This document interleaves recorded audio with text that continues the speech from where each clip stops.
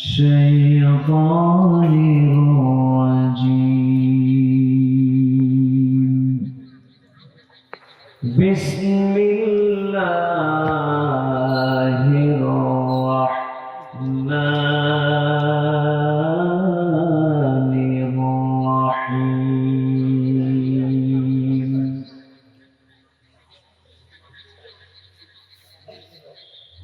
يا أيها النبي إنا أرسلناك شاهدا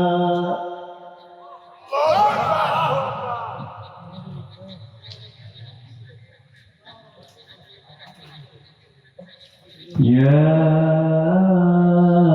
أيها النبي إنا أرسلناك شاهدا ومبشرا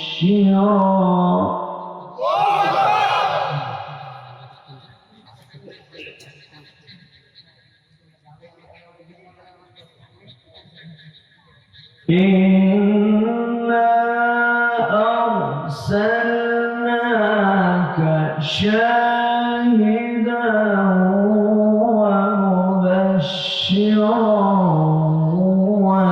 ونذيرا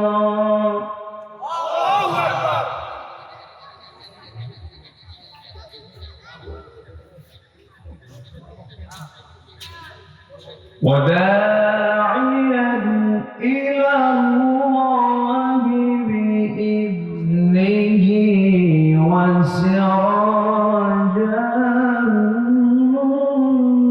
منيرا.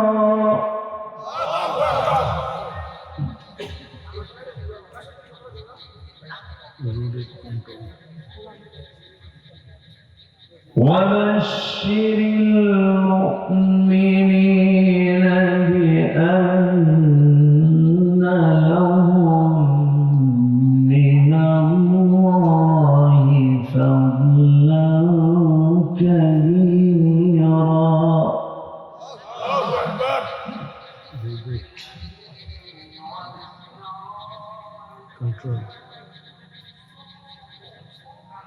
ولا تطع الكافرين والمنافقين ودع أذاهم وتوكل على الله.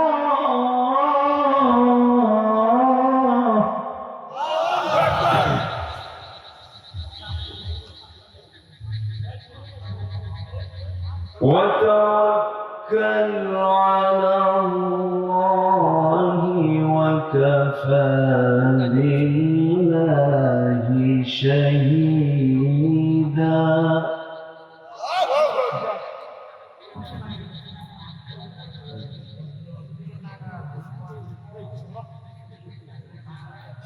وتوكل على الله وكفى بالله وكيلا.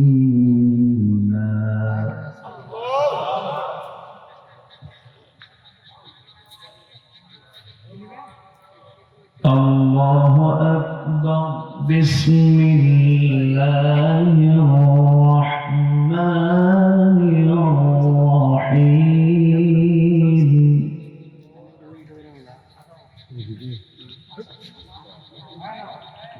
إن الله وملائكته يصلون على النبي.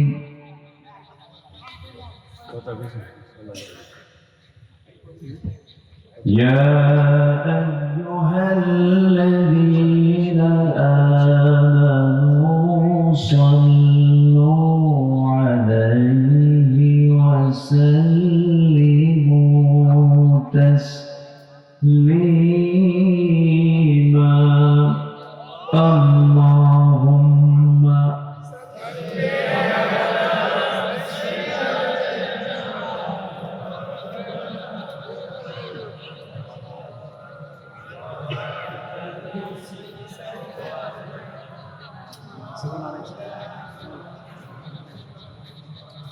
কিছু মহব্বত দিয়ে নবীর প্রেমে মতোয়ারা হয়ে জবান খুলে আওয়াজ দিয়ে জোরালো কণ্ঠে সবাই বলুন আল্লাহুম্মা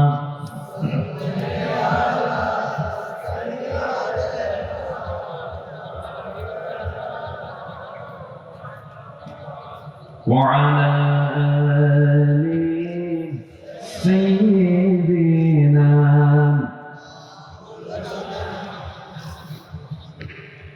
সবাই বলুন بلغ العلا بكماله كشف الدجى بجماله حسنت جميع خصاله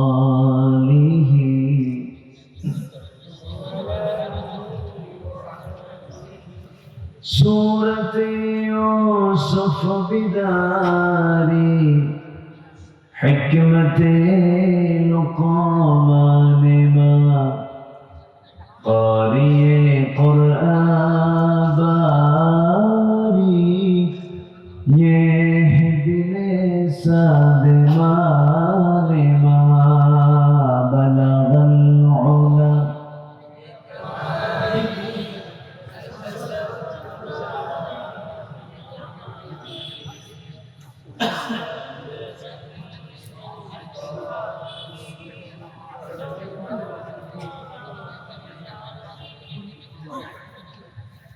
দেশের উত্তরাঞ্চলের রংপুর বিভাগের দিনাজপুর জেলার বিরল উপজেলা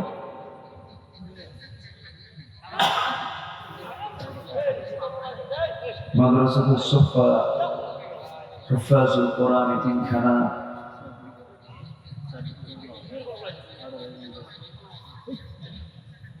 হাফেজ ছাত্রদের পাবলিক কোরআন উপলক্ষে আয়োজিত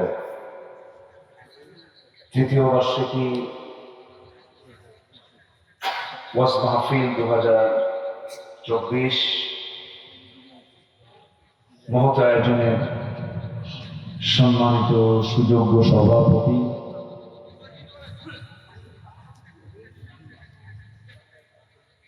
জনাব AKM আফজালুল আনাম, প্রধান অতিথি বিশিষ্ট সমাজসেবক জনাব আলহাজ সাদিক রিয়াজ চৌধুরী পিনাক, আজকের মাহফিলের বরেণ্য অতিথিবৃন্দ, হযরত উলামায়ে কিরাম, বিশেষ করে আমার পূর্বে কথা বলেছেন নন্দিত আলেমে দ্বীন মাওলানা আবু রায়হান হাফিজাহুল্লাহ, উপস্থিত আজকের মাহফিলের প্রধান আকর্ষণ, যাদেরকে নিয়ে আজকের এই সাজানো গোছানো বর্ণাঢ্য আয়োজন, তাওহীদের পতাকাবাহী, কালেমার ঝান্ডাবাহী, দ্বীন ইসলামের নরসারদুল বীর মুজাহিদ, প্রাণ প্রিয় সম্মানিত দ্বীনি ভাইরা, আড়ালে বসে আছেন শ্রদ্ধেয়া সম্মানিত মা বোন। আলোচনার সূচনায় আনুষ্ঠানিকতার মধ্য দিয়ে আমার পক্ষ থেকে আবারও দিল খোলা সালাম, আসসালামু আলাইকুম ওয়া রাহমাতুল্লাহি ওয়া বারাকাতুহু। সালামের জবাব একটু ভিজা ভিজা মনে হচ্ছে। আসসালামু আলাইকুম ওয়া রাহমাতুল্লাহি ওয়া বারাকাতুহু। জি, কেমন আছেন সবাই বলেন? আমাকে প্রশ্ন করে ফেললেন। আল্লাহ তাআলা আমাকে তো আপনার মতোই আপনার কাতারেই রেখেছে, বলছি আলহামদুলিল্লাহ।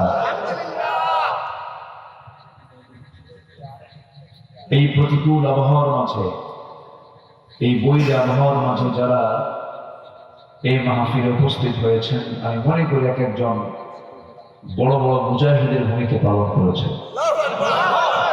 বলি আলহামদুলিল্লাহ।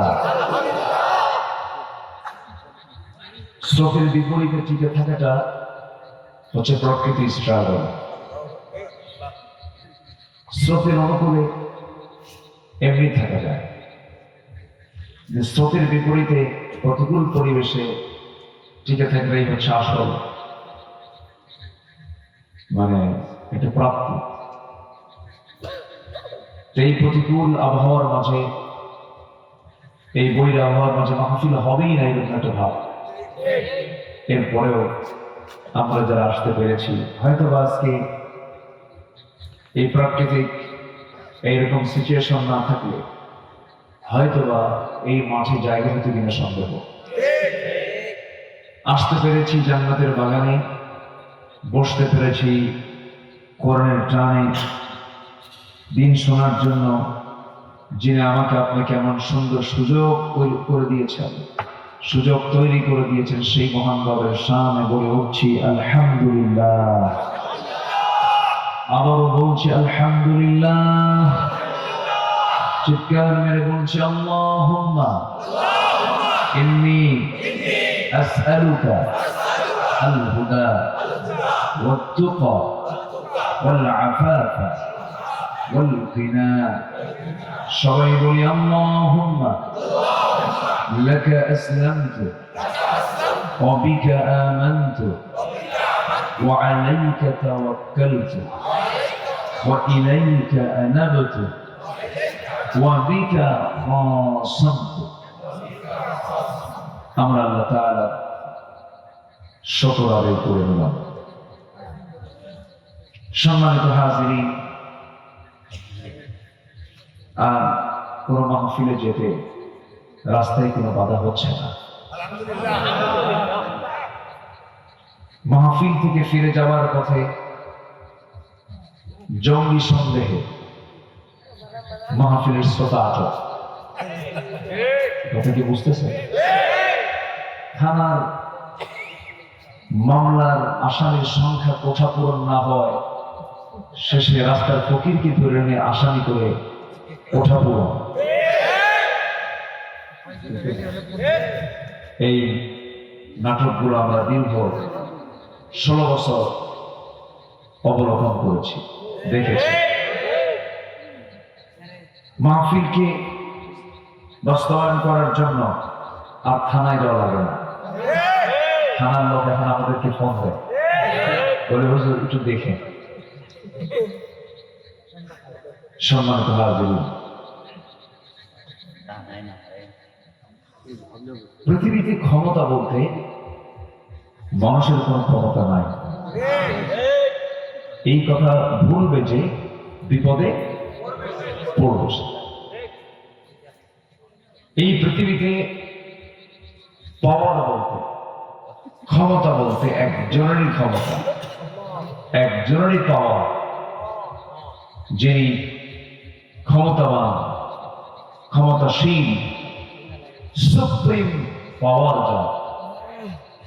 যার ইশারায় আকাশ চলে, যার ইশারায় সাত সমুদ্র চলে, যার ইশারায় পবিত্র এই সূর্য চলে, যার ইশারায় আলোকিত চাঁদ চলে, যার ইশারায় বাতাস চলে, তিনি হচ্ছেন সকল ক্ষমতার মূল উৎস।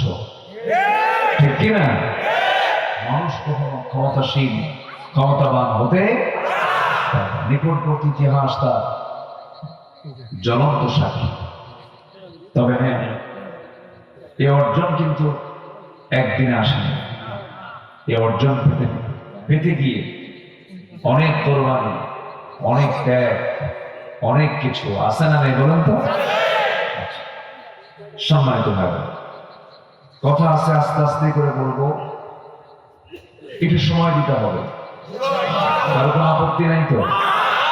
আমরা এখানে যা আছি প্রত্যেকেই যদি একটা দায়িত্বশীল ভূমিকা পালন করি, দায়িত্বশীলতা নিয়ে যদি নিজের জীবনকে সাজাতে পারি, প্রত্যেক ব্যক্তি দায়িত্বশীলের জায়গায় যদি দাঁড়িয়ে কাজ করতে পারি, এই কজন মানুষই গোটা বিরলের বিপ্লব ঘটাতে পারে। পরিবর্তন আনতে কি বেশি লোক লাগে নাকি? সম্মানিত ভাইরা, হাজার ভেড়া ভেড়া, এক সিংহ এক সিংহ, ঠিক কিনা? আমরা সিংহের জাত, আমরা সাহসী, আমরা অদম্য, আমরা অগ্রণী, আমরা পিছিয়ে যেতে জানি না, আমরা সামনে যেতে জানি। এটাই হচ্ছে মুসলমানদের ইতিহাস। আমরা পিছপা হব না, আমরা হতাশ হব না, আমরা নিরাশ হব না। আমাদেরকে বিজয় দিবেন তিনি কে? আস্থা বিজয় দিবেন তিনি কে? আসুন, সে আল্লাহ তাআলা আনিত নাযিলকৃত কোরআন থেকে কিছু কথা আমি বলতে চাচ্ছি। আমাকে সময় দেবেন তো সবাই? আমি আলোচনার সূচনায় আল্লাহর কালাম, ঐশী গ্রন্থ, আসমান থেকে নাজিল হওয়া কিতাব, যা আমরা দেখছি, কিয়ামত পর্যন্ত মানুষ দেখবে। পৃথিবীর একদিন সব কিছু ফানা ফানা টুকরো টুকরো হয়ে গেলেও কোরআন কখনো ধ্বংস হবে না, কারণ কোরআনটা কারো না। কোরআনটা কার কথা? আসতে বলবেন না, কার কথা? আল্লাহর কথাকে, আল্লাহর কালামকে নিভিয়ে দেওয়ার ক্ষমতা কি পৃথিবীর কারো আছে? আসতে বলবেন না, কারো আছে? যারা কোরআন নিয়ে ষড়যন্ত্র করেছিলে, কোরআন আন্দোলনকে নিয়ে ষড়যন্ত্র করেছিলে, কোরআনের জ্ঞানে জ্ঞানবান আলেমদেরকে নিয়ে যারা ষড়যন্ত্র করেছিলে, যারা ইসলামকে নিভিয়ে দেওয়ার জন্য হাজারো চেষ্টা চালিয়েছিলে, তোমাদের উচিত ছিল ইতিহাস থেকে শিক্ষা নেওয়া। তোমরা কতটুকু ক্ষমতাধর, ফেরাউনের মতো, নমরুদের মতো, হামানের মতো, কারুনের মতো, সাদ্দাদের মতো, অথবা শাইবা, মুগিরা, ওয়ালিদ, আবু জেহেলদের মতো এই সমস্ত কাফের বেঈমানদেরকে ইতিহাসের রাস্তা করে নিক্ষিপ্ত হতে হয়েছে। ওদেরকে পতন ঘটিয়েছেন তিনি কে? সে আল্লাহ এখনো আছেন না? আছেন না? আছেন, সব বুঝছে। আলেমরা পালায়, আলেমরা পালায়। 2009 সাল আমার জীবনের প্রথম হজ। সেই বছর এদেশের অগণন মানুষের হৃদয়ের স্পন্দন, 18 কোটি তৌহিদি জনতার নয়নমণি, কোরআনের পাখি আল্লামা সাঈদী, তার ছিল জীবনের শেষ হজ। যে সময় তিনি হজের সফরে ছিলেন, দেশে তখন ট্রাইব্যুনাল গঠন হচ্ছে। সম্মানিত ভাইয়েরা, টিপাইমুখী বাঁধের আন্দোলন যখন তুঙ্গে, টিপাইমুখী বাঁধ দেওয়া যাবে না, এই সমস্ত আন্দোলন যখন তুঙ্গে, ঠিক সেই সময় আন্দোলনকে দমিয়ে দেওয়ার জন্য ব্রাহ্মণ্যবাদী মুশরিকদের একটি নকশা এই দেশের আলেম ওলামাদের নিশ্চিহ্ন করার জন্য একটি ট্রাইব্যুনাল গঠন করা হয়। সেই ট্রাইব্যুনাল যখন গঠন চলছিল, সেই সময় তাকে বলা হলো, আপনি দেশ থেকে যখন চলে আসছেন, ইমিগ্রেশন যখন ক্রস করেছেন, আর দেশের মাটিতে না যাওয়া আপনার জন্য ভালো, আপনি যাবেন না, আপনি দেশেই থাকবেন, নিরাপদে থেকে যাবেন। তিনি বললেন, আমি যে দল করি, আমি নেতা, আর আমার কর্মীকে ফেলে আসবো, এমন শিক্ষা ইসলাম আমাকে দেয়নি।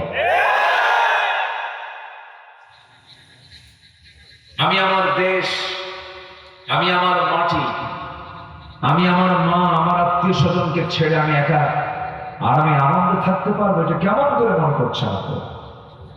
উনি বললেন মুখ উঁচু করে, যদি মূর্তি হয়, মূর্তিতে হবে, দেশের মাটিতেই মরবো।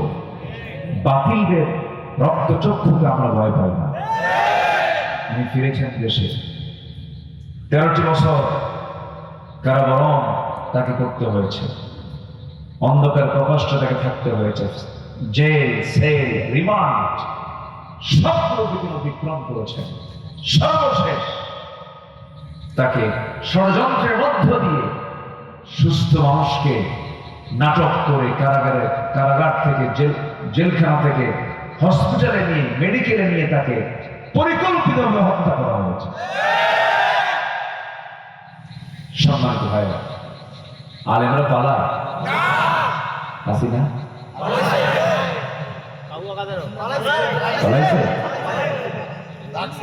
সম্মানিত ভাইরা, এত স্পষ্ট বিষয় যারা যুগের পরে যুগ যে নেতৃত্ব মানলেন, কত বড় লজ্জা। আপনি কর্মী দেশে পড়ে আছেন, আপনার নেতা, আপনার নেত্রী নিজের জীবনকে বাঁচানোর জন্য পালাইছে। আসতে কম কেন? আমার নবীজি বদর যুদ্ধের দিন, আমার নবীজি সবার পেছনে না সবার আগে? বলেন, সবার পেছনে না সবার আগে? সবার। উহুদ যুদ্ধের দিনে সবচেয়ে বেশি মার খেয়েছেন মুহাম্মদ সাল্লাল্লাহু। সম্মানিত ভাই, সচেতন ব্যক্তির জন্য বেশি কিছু লাগে না, ইঙ্গিতটাই যথেষ্ট। বুঝে নেন কে কিসের আন্দোলন করে, কে কার জন্য কি করে। এই সময়টা একটু শিক্ষা নেওয়ার সময়, যে শিক্ষা নেওয়ার চেষ্টা করুন। যে ইতিহাস থেকে শিক্ষা নেয় না, সে কোনোদিন সামনে ভালো কিছু করতে পারে না। আমরা শিক্ষা নেব, জোরে বলি ইনশাআল্লাহ। আল্লাহ তাআলা এই জন্য বলেছেন, সিরু ফিল আরদ ফানজুরু কাইফা কানা আকিবাতুল মুকাজ্জিবিন। জমিনে বিচরণ করো, লক্ষ্য করো যারা মিথ্যা প্রতিপন্নকারী তাদের কি চরম পরিণতি হয়েছিল। শিক্ষা ইতিহাস থেকে। কার কথা? আল্লাহ। আমার বন্ধুগণ, একটু মনোযোগ দিয়ে আমরা কথাগুলো শুনে নেই। আলোচনার সূচনায় আমি কয়েকটা আয়াত কারিমার তেলাওয়াতের মধ্য দিয়ে শুরু করেছি। এখানে আল্লাহ রাব্বুল আলামিন রাসূলকে লক্ষ্য করে তার কিছু পরিচয় দিয়েছেন। এই কোরআন নাযিল হয়েছে যে মহান ব্যক্তির উপরে, তিনি হচ্ছেন আমার নবী মুহাম্মদ সাল্লাল্লাহু আলাইহি ওয়াসাল্লাম। আমার নবীর উপরে দীর্ঘ 23 বছর এই কালাম নাযিল হয়েছে। আজ থেকে 1500 বছর আগে নাযিল হলো। আজ পর্যন্ত কেন, কিয়ামত পর্যন্ত পৃথিবীর কোন মানুষ এই কিতাবের চুল পরিমাণ কোন ভুল ধরতে পারবে না। কারণ আকাশ বানিয়েছেন যিনি, সূর্য বানিয়েছেন যিনি, কোরআন নাযিল করেছেন তিনি। এটা দুর্বল কোন কিতাব না যে সংশোধন লাগবে। সংবিধান সংশোধন তো বছরে বছরে হয়, তাই না? সংবিধান কি সংশোধন হয় না? আমাদের সংবিধান সংশোধন হয় না? কিন্তু বিগত 16 বছর এরা বানাইছিল হলো আসমানি কিতাব, তাই না? সংবিধান অনুযায়ী সবকিছু হবে, বানায় ওরাই। ওরা আবার এই কথাগুলো আমাদেরকে শোনায়। সম্মানিত ভাইরা, গণভবন মানে কি জানেন? গণ হলো জনগণ, মানুষের। গণমানুষের নেতা মানে কি? সকল মানুষের নেতা। তো গণভবন মানে হলো একজন ব্যক্তির না, সবার। সেই দিন গণভবনের বাস্তব নামের রূপ মিলেছিল 5 আগস্টের বিকালে।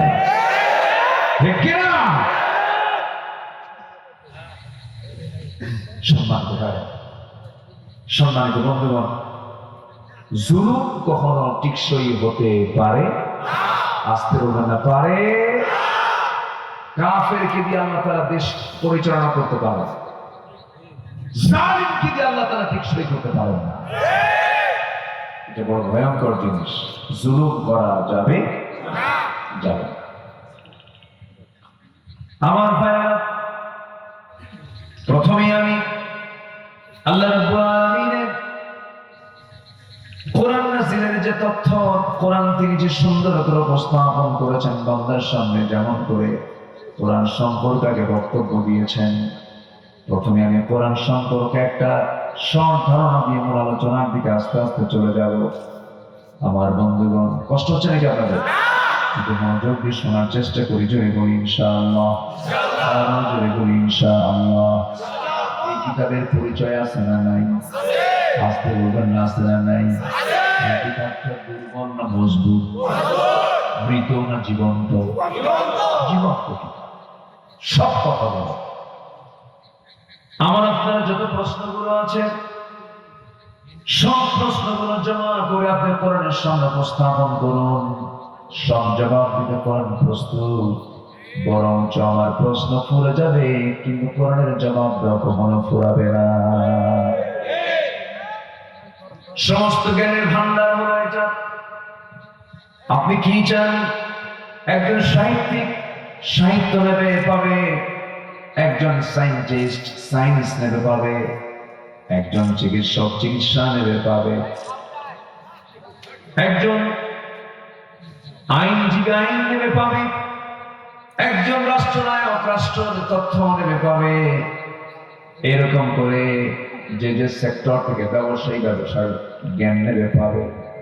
এমন কোন সাইড নেই, এমন কোন দিক নেই যা আল্লাহ রাব্বুল আলামিনের মধ্যে বাদ রেখেছেন। তিবিয়ান লিকুল্লি শাই, সব কিছু বলে দিয়েছেন।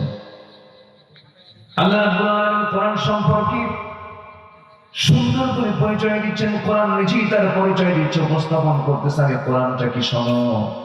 ইন্না হাযাল কুরআনা ইয়াহদি লিল্লাতী হিয়া আকওয়াম ويبشر المؤمنين الذين يعملون الصالحات أن لهم أجرا كبيرا جل الله أكبر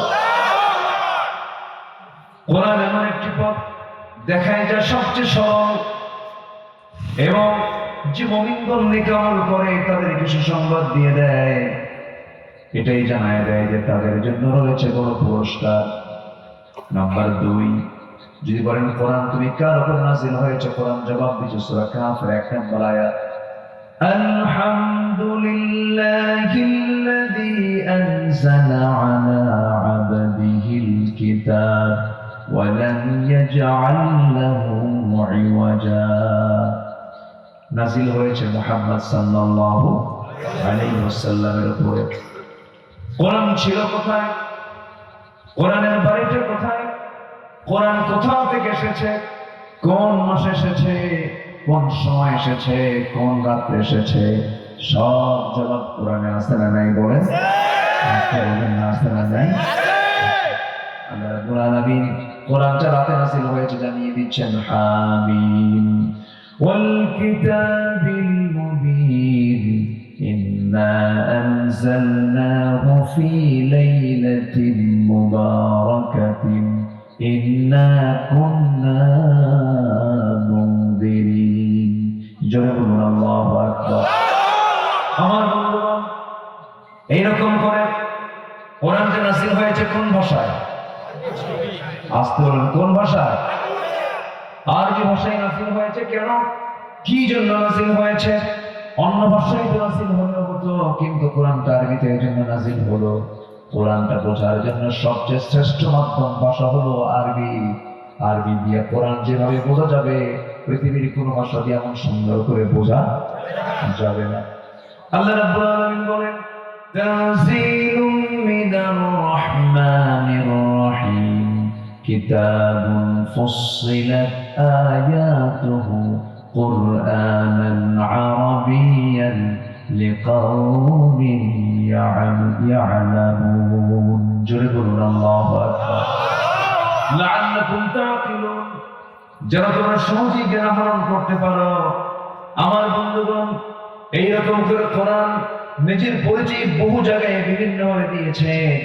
কোরআনের মধ্যে কোনো ভুল আছে নাকি? কোরআন জবাব দিচ্ছে, আফালা ইয়াতাদাব্বারুনাল কুরআন ওয়ালাউ কানা মিন ইনদি গায়রিল্লাহ লাওয়াজাদু ফীহি ইখতিলাফান কাসীরা জোরে বলুন আল্লাহু আকবার।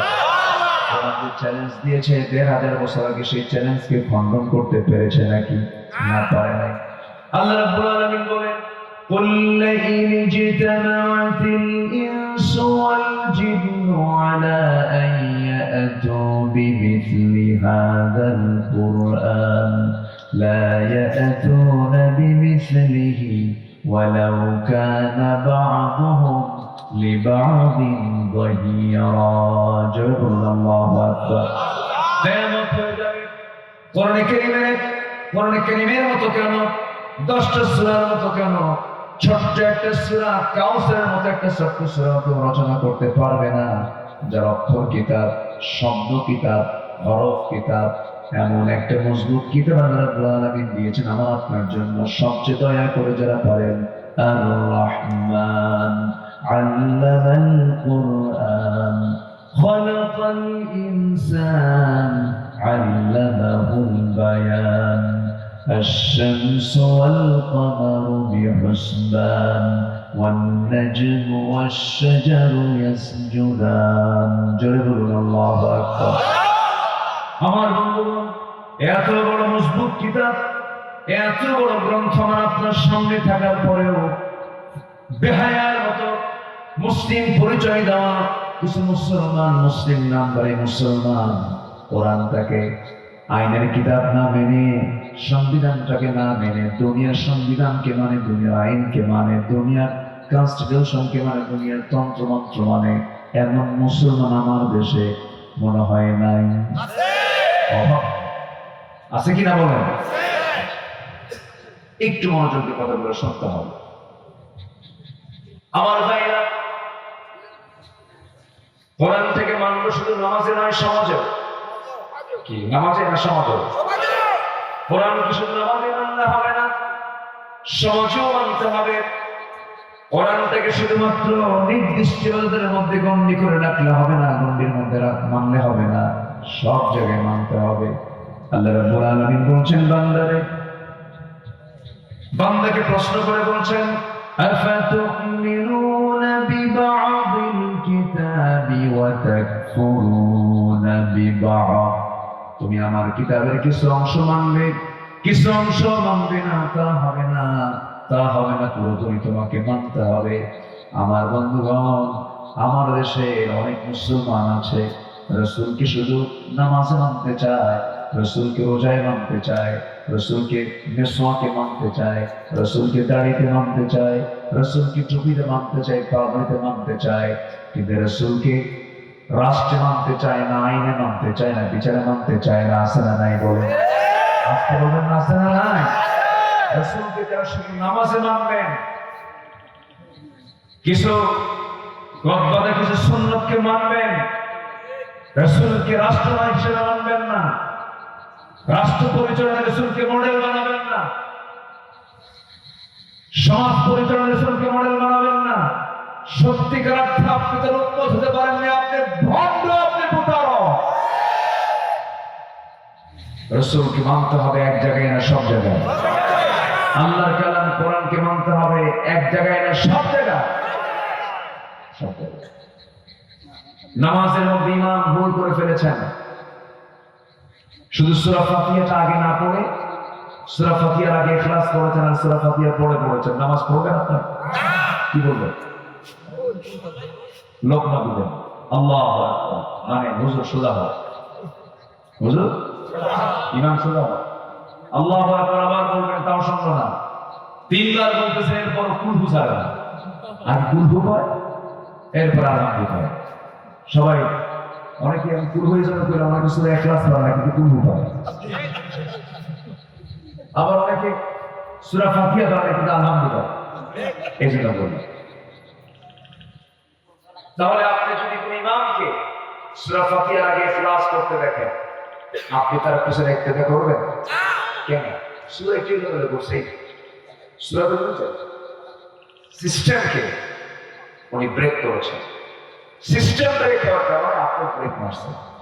ব্রেক মেরে বলেছেন লোকমা দিচ্ছে, আল্লাহু আকবার, ভাই নিয়ম সাহেব ঠিক হয়, 3বার বলার পরও ঠিক হলো না। সেই সময় আপনার দায়িত্ব কি? ইক্তেদা করা না, আপনার দায়িত্ব হচ্ছে যে ইমামের ঠিক পিছনে দাঁড়ানো থাকবেন তার দায়িত্ব সবচেয়ে বেশি। সে হাতের কাপড়টা গোছায় নিয়ে সর্বশক্তি নিয়োগ করে সৈয়দ ইমামের ঘাটটা ধরে মসজিদ থেকে তাকে বের করে দিতে হবে, কারণ সে লঙ্ঘন করেছে কার বিধান? আসতে বলবেন না কার বিধান? সে তোমার আমার ইমাম হতে, আমার ইমাম থাকবে ততক্ষণ, ওই ইমাম আল্লাহর আইন মানবে ততক্ষণ।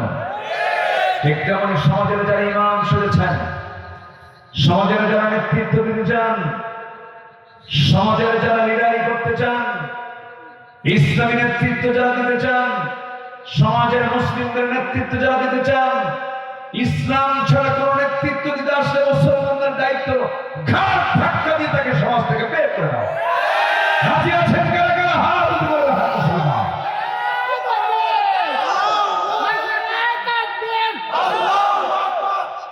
ইসলামের আলো, সংসদের আলো। আমার নেতা তোমার নেতা, আমার নেতা তোমার নেতা, আল কোরআনের আলো।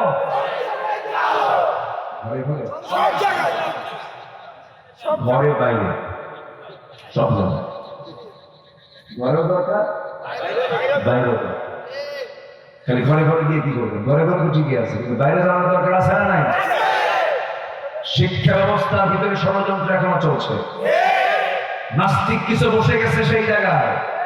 আমরা ব্যক্তহীন কণ্ঠে বলতে চাই, শহীদ তিতুর বাংলাদেশ, শাহ মাকদুমের বাংলাদেশ, খান জাহানের বাংলাদেশ, শাহজালালের বাংলাদেশ, মাহিসার বালখির বাংলাদেশ, যে দেশের মানুষ আজান শুনে ঘুম থেকে উঠে, আজান শুনে আবার ঘুমের দিকে যায় নামাজ শেষ হবে, সেই জমিনে কোরআন সুন্নাহ বিরোধী কোন ষড়যন্ত্র এই জাতি মানবে না, মানবে না, মানবে না।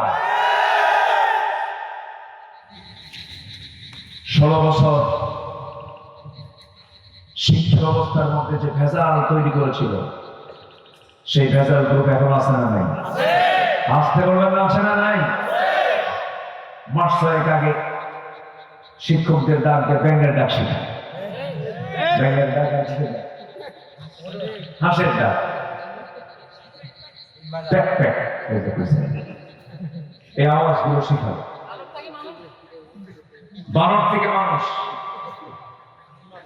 ট্রান্সজেন্ডার সিলেবাস মুক্ত করার চেষ্টা করা হবে। সমকামিতা স্বীকৃতি চায়, সমকামিতার স্বীকৃতি না এটা চিন্তার বিকৃতি? বলেন বলেন বলেন, সমকামিতার স্বীকৃতি দরকার না এটা চিন্তার বিকৃতি হয়েছে? চিন্তার বিকৃতি। সম্মানিত ভাইরা, আমরা এক একজন পাহারাদার হয়ে দাঁড়াবো, জোরে বলি ইনশাআল্লাহ। আমাদের পাহারাদার দরকার আছে না নাই? আসতে বলবেন না আছে না নাই? এই বাংলাদেশ রাসূল কিনে বাজে কথা বলেছে, সাথে রাসূল, রাসূলকে ব্যঙ্গ করেছে কিছু কুলাঙ্গাররা। সবার মাফ হবে, এদের মাফ হবে না, ঠিক কি না? এদের মাফ হবে? এদের মাফ পাওয়ার কি কোন সুযোগ আছে? আসতেছে আসতেছে আস্তে আস্তে। রাসূলের জন্মের মাস এটা, এটা মৃত্যুর মাস। ইয়া নবী সাল্লাল্লাহু আলাইহি ওয়াসাল্লাম গরম গরম জিলাপি খাইলে এটা হওয়া দেওয়া হবে না। সম্মানিত ভাইরা, রাসূলের ইতিহাস আমরা জানবো, রাসূলের চরিত্র আমরা জানবো। নিজের জীবনে বাস্তবায়ন না করলে কি সেই জায়গায় লাভ আছে? নিজের জীবনে বাস্তবায়ন করার দরকার আছে না নাই? রাসূলের চরিত্রের সঙ্গে আমার আপনার চরিত্রকে মিলাতে হবে, কারণ আল্লাহ তাআলা মিলাতে বলেছেন, আল্লাহ তাআলা মিলাতে বলেছেন। তিনি হচ্ছেন মডেল। তিনি কি মডেল? আজকে যুবকদের মডেল কি রাসূল? যুবকদের যে মাথার চুল থেকে শুরু করে পা পর্যন্ত দেখেন এই স্টাইল গুলো কি? নতুন প্যান্ট কিনে আনে, হাঁটু ফাটা, আছে না নাই? বিকৃতি, রুচির বিকৃতি, রুচির বিকৃতি, হাঁটু ফাটা প্যান্ট পরে, যে প্যান্ট পরলেও যা না পরলেও তাই। শিশু বাচ্চাও প্যান্ট পড়তে নিয়ে সচেতন ভাবে পড়ে, ওকে পড়ায় দেয়। আর একটা বুড়া মানুষ, ইয়াং ছেলে, 25-30 বছর বয়স, সে প্যান্ট পরে, সেই প্যান্টটা নাভির উপরে না নাভির নিচে, শুধু নিচে, হ্যাঁ অনেক নিচে, সীমান্ত বড়, যে কোনো মুহূর্তে দিয়েছে হামলা করতে পারে, ঠিক না? এই হলো প্যান্টের দশা। মাথার চুল রাসূলের জন্মের মাসে, এটা জন্মের মাস কিন্তু এটা না, কথাগুলো বলতেছে। মাথার চুলগুলো কেমন? ইয়াং ছেলে, মাথার চুল 2 দিকে চুল নাই, একদম এত ছোট করছে, চামড়া বের করা, পিছনে চুল নাই, মাথার উপরে গোল করে সেন্ট মার্টিন দিন। যখন বলা ছেলে এখানে মাথার চুল কাটছে, স্টাইল পাইছে তো বুঝবেন না হুজুর, আপনি কাজ হবে কি, তোমার কি কি কি কোথায় কি সাথে দেখো মেসি, তুমি কি নেই না, তুমি কি কুত্তা আছে না নাই, তুমি কি ভেড়া। এই হচ্ছে মাথার চুল। যুবকরা, সমস্ত পশ্চিমা সংস্কৃতির চেতনাকে কবর দাও, পশ্চিমা সংস্কৃতির চেতনাকে কবর দিয়ে রাসূলুল্লাহর সংস্কৃতি, রাসূলুল্লাহর সুন্নাহ বাস্তব জীবনে নিয়ে আসো। তোমার চরিত্র হবে জান্নাতি চরিত্র, তোমার চরিত্র হবে পৃথিবীর সেরা চরিত্র। আল্লাহ যুবকদেরকে কবুল করুন, জোরে বলে আমিন, আরো জোরে বলে আমিন। যুবকরা, ছাত্ররা দেশকে স্বাধীন করেছে। এই স্বাধীনতাকে, এই অর্জনকে টিকে রাখার জন্য সবচেয়ে বড় অস্ত্র এখন হলো সুন্দর সৎ চরিত্র। তোমার চরিত্র যদি হারিয়ে ফেলো, তুমি যদি নেশাখোর হও, তুমি যদি জেনাকার হও, তুমি যদি সম্পদ লুণ্ঠনকারী হও, হক লঙ্ঘনকারী হও, আল্লাহ তাআলা যেমন করে তোমার এই অর্জন আল্লাহ তাআলা তোমাকে দিয়েছেন, তুমি চেষ্টা করেছো, আবার এটা নিতেও সময় লাগবে না। এই বিজয় কে দিয়েছেন? আসতে বলবেন, এই বিজয় কে দিয়েছেন? আল্লাহ দিয়েছেন।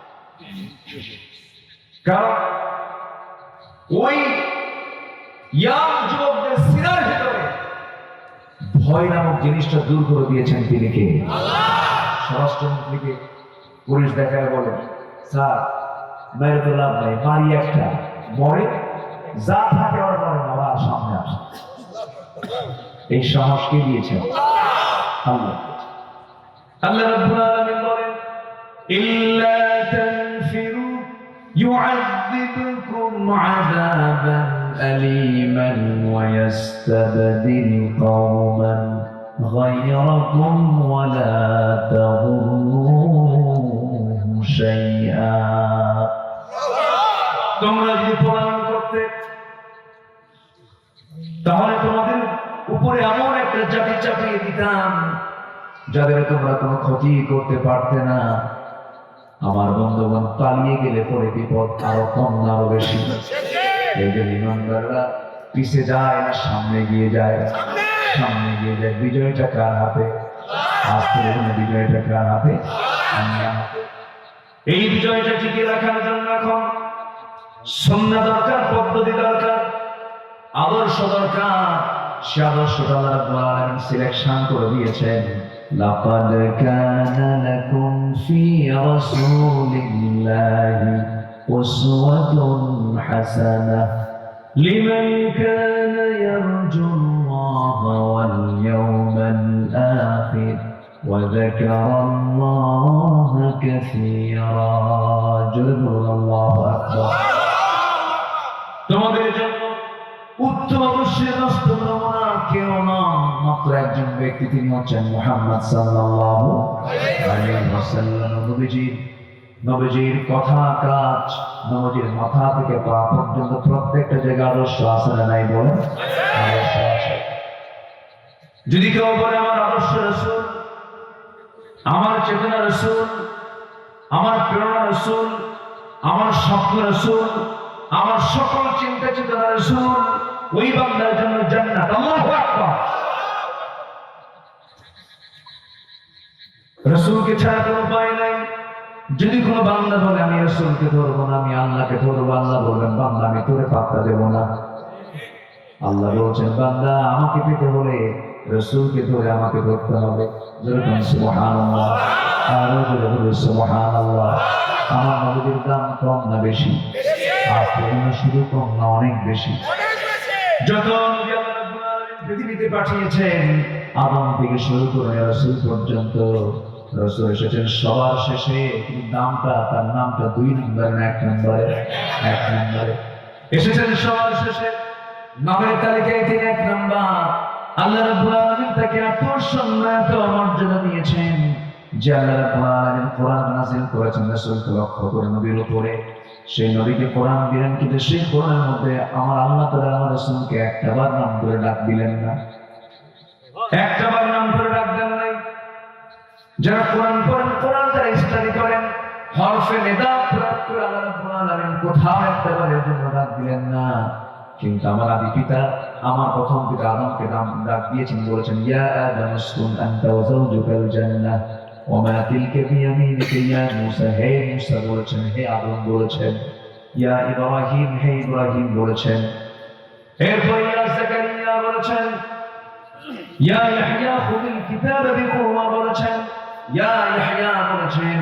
কিন্তু আমার আল্লাহ কোরআন যার উপর নাযিল করা হলো সেই রাসূলকে কোথাও ইয়া মুহাম্মদ বললেন না, তাকে সম্মানজনক সম্বোধনসূচক শব্দ প্রয়োগ করেছেন। জোরে বলি সুবহানাল্লাহ।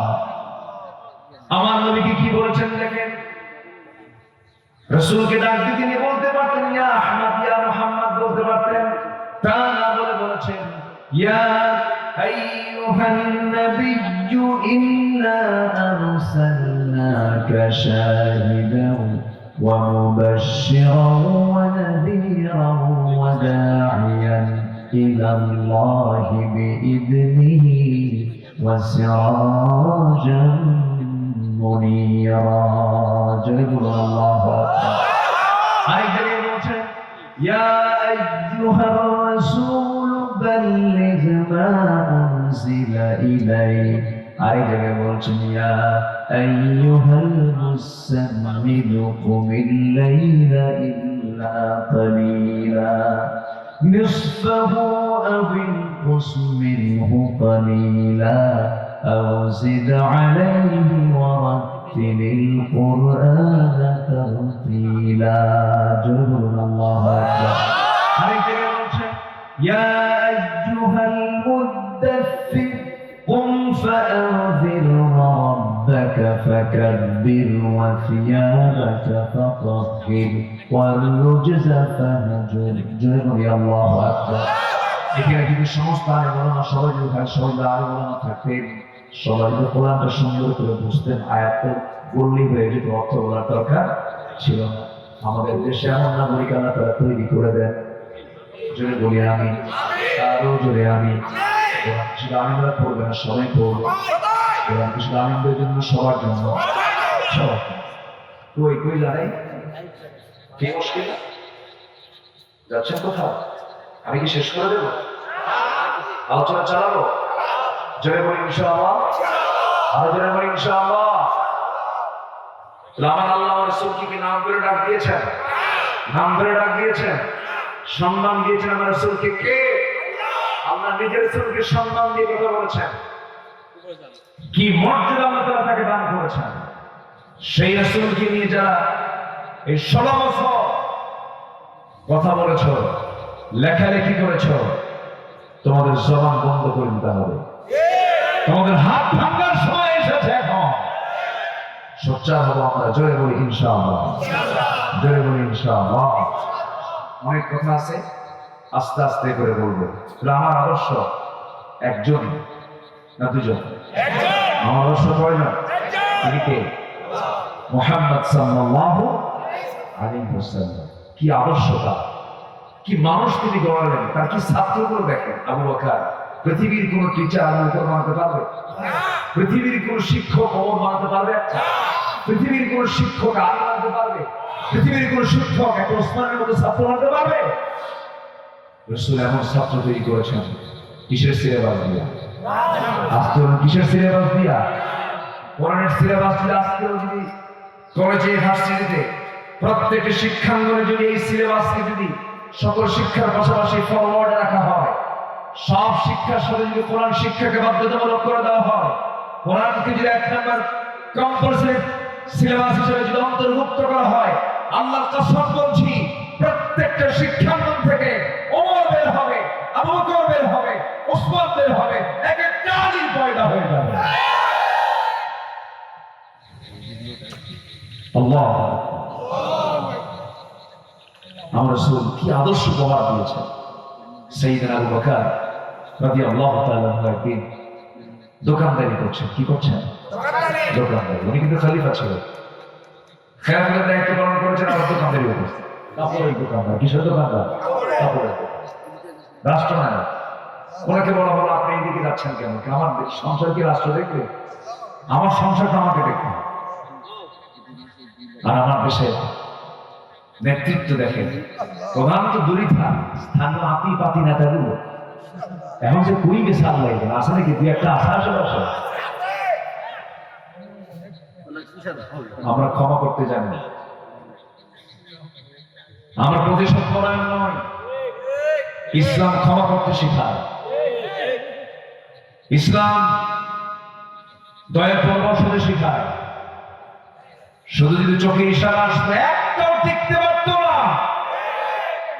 কিন্তু আমরা আল্লাহ তাআলার হুকুমকে ফলো করি। ইরহাম তুরহাম, দয়াদ্র হও, আল্লাহ তোমার প্রতি দয়াদ্র হবে। আমরা চেঞ্জ হয়ে যাব, আমরা ভ্রাতৃত্বের বন্ধনে আবদ্ধ হব। জোরে বলি ইনশাআল্লাহ। এতদিন থেকে 16 বছর এই দেশে মানবতার আবাদ হয়নি, আবাদ হয়েছে হিংসা আর প্রতিশোধের আবাদ। ঠিক না? সর্বশেষ হিংসার পরিভাষা হলো রাজাকের নাতি বুদ্ধিরা চাকরি পাবে। ফয়সালা হয় নাই? ফয়সালা হয় নাই? সম্মানিত ভাই, সম্মানিত বন্ধুগণ, এক রাত তো পাইছি, কথা তো অনেক থাকে, একটু একটু করে বলছে। সাইয়েদনা আবু বকর রাষ্ট্রপতি, রাষ্ট্রনায়ক, খলিফা দোকানদারি করতে গেছে। তাদের দ্বারা চুল পরিমাণ মানবতার কোনো হক নষ্ট হয়নি, মানুষের কোনো হক নষ্ট হয়নি। কেন? দেখেন কি চিন্তা করেন ছিল। সবার আগে চিন্তা ছিল কার হয়? একটা জাতি ভালো হবে কার হয়? প্রশাসনের ভয়, র্যাবের ভয়, না আল্লাহর ভয়? জাতিকে সবার আগে শিখিয়ে দিতে হবে কার ভয়? তাহলে জাতি ভালো হয়ে যায়। কোন নারীর দিকে পুরুষ তাকাবে না, কার ভয়? কোন নারীর দিকে তাকিয়ে গুনাহ করবে না, কার ভয়? আল্লাহ। কিন্তু আজকে চরিত্রের মান কোথায় চলে গেছে? বউ হলো পার্সোনাল একটা সম্পদ। পার্সোনাল, স্ত্রী তো পার্সোনাল না, পাবলিক। স্ত্রীকে স্বামী দেখবে, এটা তার জন্য শুধু হালাল। আর সেই বউটাকে R15 ওঠা, R15 আপডেট ভার্সন। R15 এর ড্রাইভিং সিটটা হলো নিচতলা, আর প্যাসেঞ্জার সিটটা হলো দোতলা। R15 এর প্যাসেঞ্জার সিটে ড্রাইভার স্বামী বসে, আর প্যাসেঞ্জার সিটে দোতলায় বউ বসে, যেন দোতলায় বসা বউটাকে যেন গোটা দিনাজপুরবাসী দেখতে পারে। ভুল বলতেছি? গোটা শহর ঘুরে বেড়ালো, বউটাকে দেখালো। বিকেল বেলা ম্যারেজ ডে, গদিনী বেলায় সূর্যের কিরণের একটু পাশ দিয়ে ঘেসে কি 16 Pro Max দেখেন, সব আইফোন দিয়ে একখান ছবি তুলে ওটাকে ডেকোরেট কইরা আলট্রাসোনাল আলো ক্লিয়ার কইরা ছবিটাকে টিকটকে দিল, অথবা প্লে স্টোরিতে দিয়ে, অথবা আপলোড করে লিখে দিল একটা আর্টিকেল লিখে, প্রিয় ফেসবুক বন্ধুগণ, আসুন আমার বউটাকে সবাই মিলে জামাতের সাথে দিই। যেরকম না, বউ কি জামাতের সম্পত্তি? বউ কি জাতীয় সম্পদ না পার্সোনাল সম্পদ? আজকে চরিত্র কোথায় চলে গেছে? সাইয়েদনা আবু বকর রাদিয়াল্লাহু তাআলা আনহু এত বড় শাসক, কাপড়ের দোকানদারি করছে। হঠাৎ করে এক কাপড় ক্রেতা অনেকদিন আগে কাপড় কিনে নিয়ে গেছে, সেই কাপড়টা ফেরত দেওয়ার জন্য এসে বলতেছে, আবু বকর এই কাপড়টা 6 মাস আগে নিয়ে গেছিলাম, কাপড়টা পছন্দ হয় না, কাপড়টা ফেরত দেন। সাইয়েদনা আবু বকর রাদিয়াল্লাহু তাআলা আনহু তিনি কোনো কথা না বলে কাপড়টা ফেরত নিলেন, আর টাকাটা তাকে ফেরত দিয়ে তিনি কান্নায় ভেঙে পড়েছেন, কাঁদতেছেন। তার কান্না দেখে আশপাশের লোকজন বলে ফেলতেছে, আবু বকর সামান্য একটা কাপড় ফেরত দিয়ে গেছে, তার জন্য তুমি কাঁদো, এর কারণটা কি, হেতুটা কি, আমরা তো বুঝে উঠতে পারতেছি না, কি কারণ বলো। সাইয়েদনা আবু বকর বলছেন, শোনো, এই যে কাপড় ক্রেতা আমার তাকে কাপড়টা কিনে নিয়ে চলে গেছে, পছন্দ হয় নাই, 6 মাস পরে সে আবার আমাকে কাপড়টা ফেরত দিয়ে গেল, আমি কাপড়টা ফেরত নিলাম, আমি তাকে টাকাটা ব্যাক দিয়ে দিলাম, হিসাব শেষ হয়ে গেল। কিন্তু আমি আবু বকর রাষ্ট্র চালাচ্ছি, দেশ চালাচ্ছি, আমার নামাজ, আমার হজ, আমার যাকাত, আমার জিহাদ, আমার সমস্ত জিকির আজকার সব কিছু আমার নামাগুলো নিয়ে যখন কিয়ামতের দিন হাসরের ময়দানে আল্লাহর সামনে হাজির হব, আল্লাহ যদি আমাকে ডাক দিয়ে, যদি এই মহিলার মতো যদি আল্লাহ আমাকে ডাক দিয়ে না, ওই এই আবু বকর তুই আমার দিকে আয়, আল্লাহ আমাকে ডাক দিয়ে যদি বলো, আল্লাহ ডেকে যদি বলো, আবু বকর তোর এই যে নামাজ, এই যে রোজা, এই যে হজ, এই যে যাকাত, এই দান সাদকা, কোনটা আমার দরবারে কবুল হয় নাই, তোর আমলনামা তুই নিয়ে যা, আমি সেই দিন ওই আমলনামাগুলো নিয়ে আমি কোন রবের দরবারে যাব। এই জন্য আমি কাঁদি। এই চিন্তা যদি শাসকদের দিলের হৃদয়ে থাকে, এই চিন্তা যদি নেতাদের হৃদয়ে থাকে, এই চিন্তা যদি প্রত্যেকটা অফিসারের হৃদয়ে থাকে, এই চিন্তা যদি সচিবালয়ের সমস্ত সচিবদের হৃদয়ে থাকে, এই দেশটা হবে পৃথিবীর সবচেয়ে উন্নয়নশীল দেশ। দেশকে এখন উন্নয়ন করার জন্য আগে হতে হবে কার ভয়ে ভীত? কার ভয়ে ভীত? আমার বন্ধুগণ, সাইয়েদনা ওমর ফারুকের মতো মানুষ দুনিয়ার সংবাদ, দুনিয়ায় জান্নাতের সংবাদ জিনিস জানলেন, দুনিয়াতে বসেই জান্নাতের সংবাদ যার কানে চলে এলো, বলা হলো ওমর ফিল জান্নাহ, ওমর জান্নাতি। ওমর কি জান্নাতি? চলে যাচ্ছেন? কষ্ট হচ্ছে? যাবেন না? আমরা শেষ করে আমার একটু সময় থাকে, আমরা থাকলে একটু আলোকিত হয় সব, তাই না?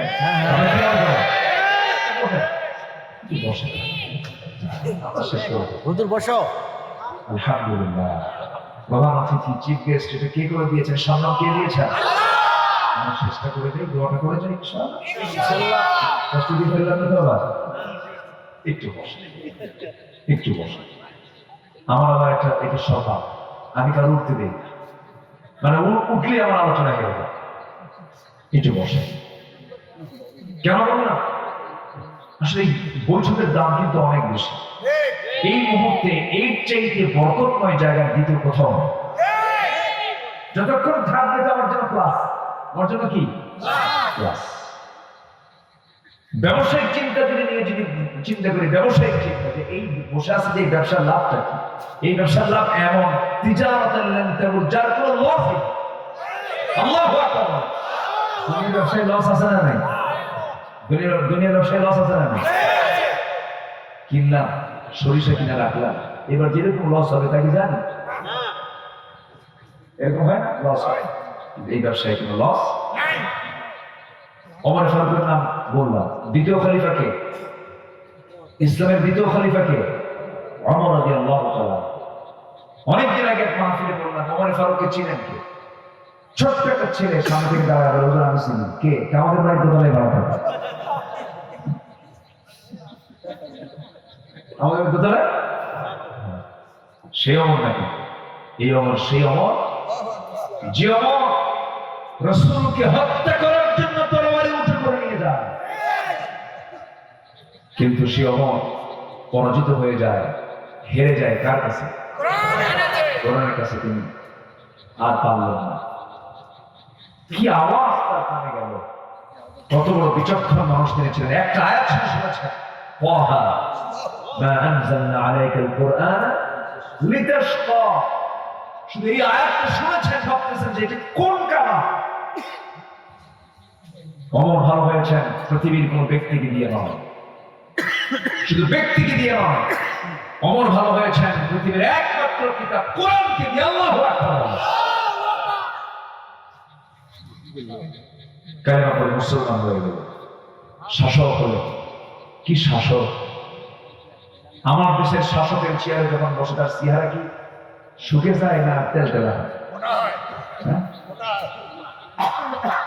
মানে তার ভাবসাব কি কমে না বাড়ে? চেয়ারম্যান হওয়ার আগে তেল দিত নাভিতে, সেই পেট খাতো পিঠের সাথে লাগানো। চেয়ারম্যান হওয়ার পর তেল, চেয়ারম্যান হওয়ার পরে তেল আর কোথায় দেবে? তেল পেট বড় হতে হতে এমন বড় হয়, তেল দেয় এই জায়গায়। ঈদের দিন কোলাকুলি হয় না, হয় পেটা পেটি, ঠিক না? এই হচ্ছে অবস্থা। সাইয়েদনা ওমর ফারুক যেদিন শাসক ক্ষমতায় গেলেন, সেদিন থেকে নিয়ে মৃত্যুর দিন পর্যন্ত কোন রাত তৃপ্তি ভরে তিনি ঘুমাতে পারেন। বলা হলো আপনি ঘুমান না কেন? শুকায় যাচ্ছেন, অসুস্থ হয়ে পড়ছেন, আপনি এরকম করে পেরেশান হচ্ছেন কেন? তিনি বলছেন তোমরা আমাকে যে দায়িত্ব চাপিয়ে দিয়েছ, এই দায়িত্বকে আমাকে ঘুমাতে দেয়, আমি ঘুমাতে পারি না।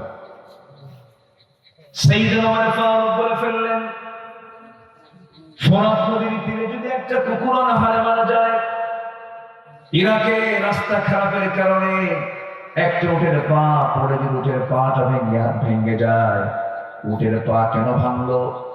কুকুর কেন অনাহারে মারা গেল? কিয়ামতের দিন এই কুকুর আর উট নিয়ে আল্লাহ তাআলা আমাকে প্রশ্ন করবে, মানুষ দূরেই থাকলে।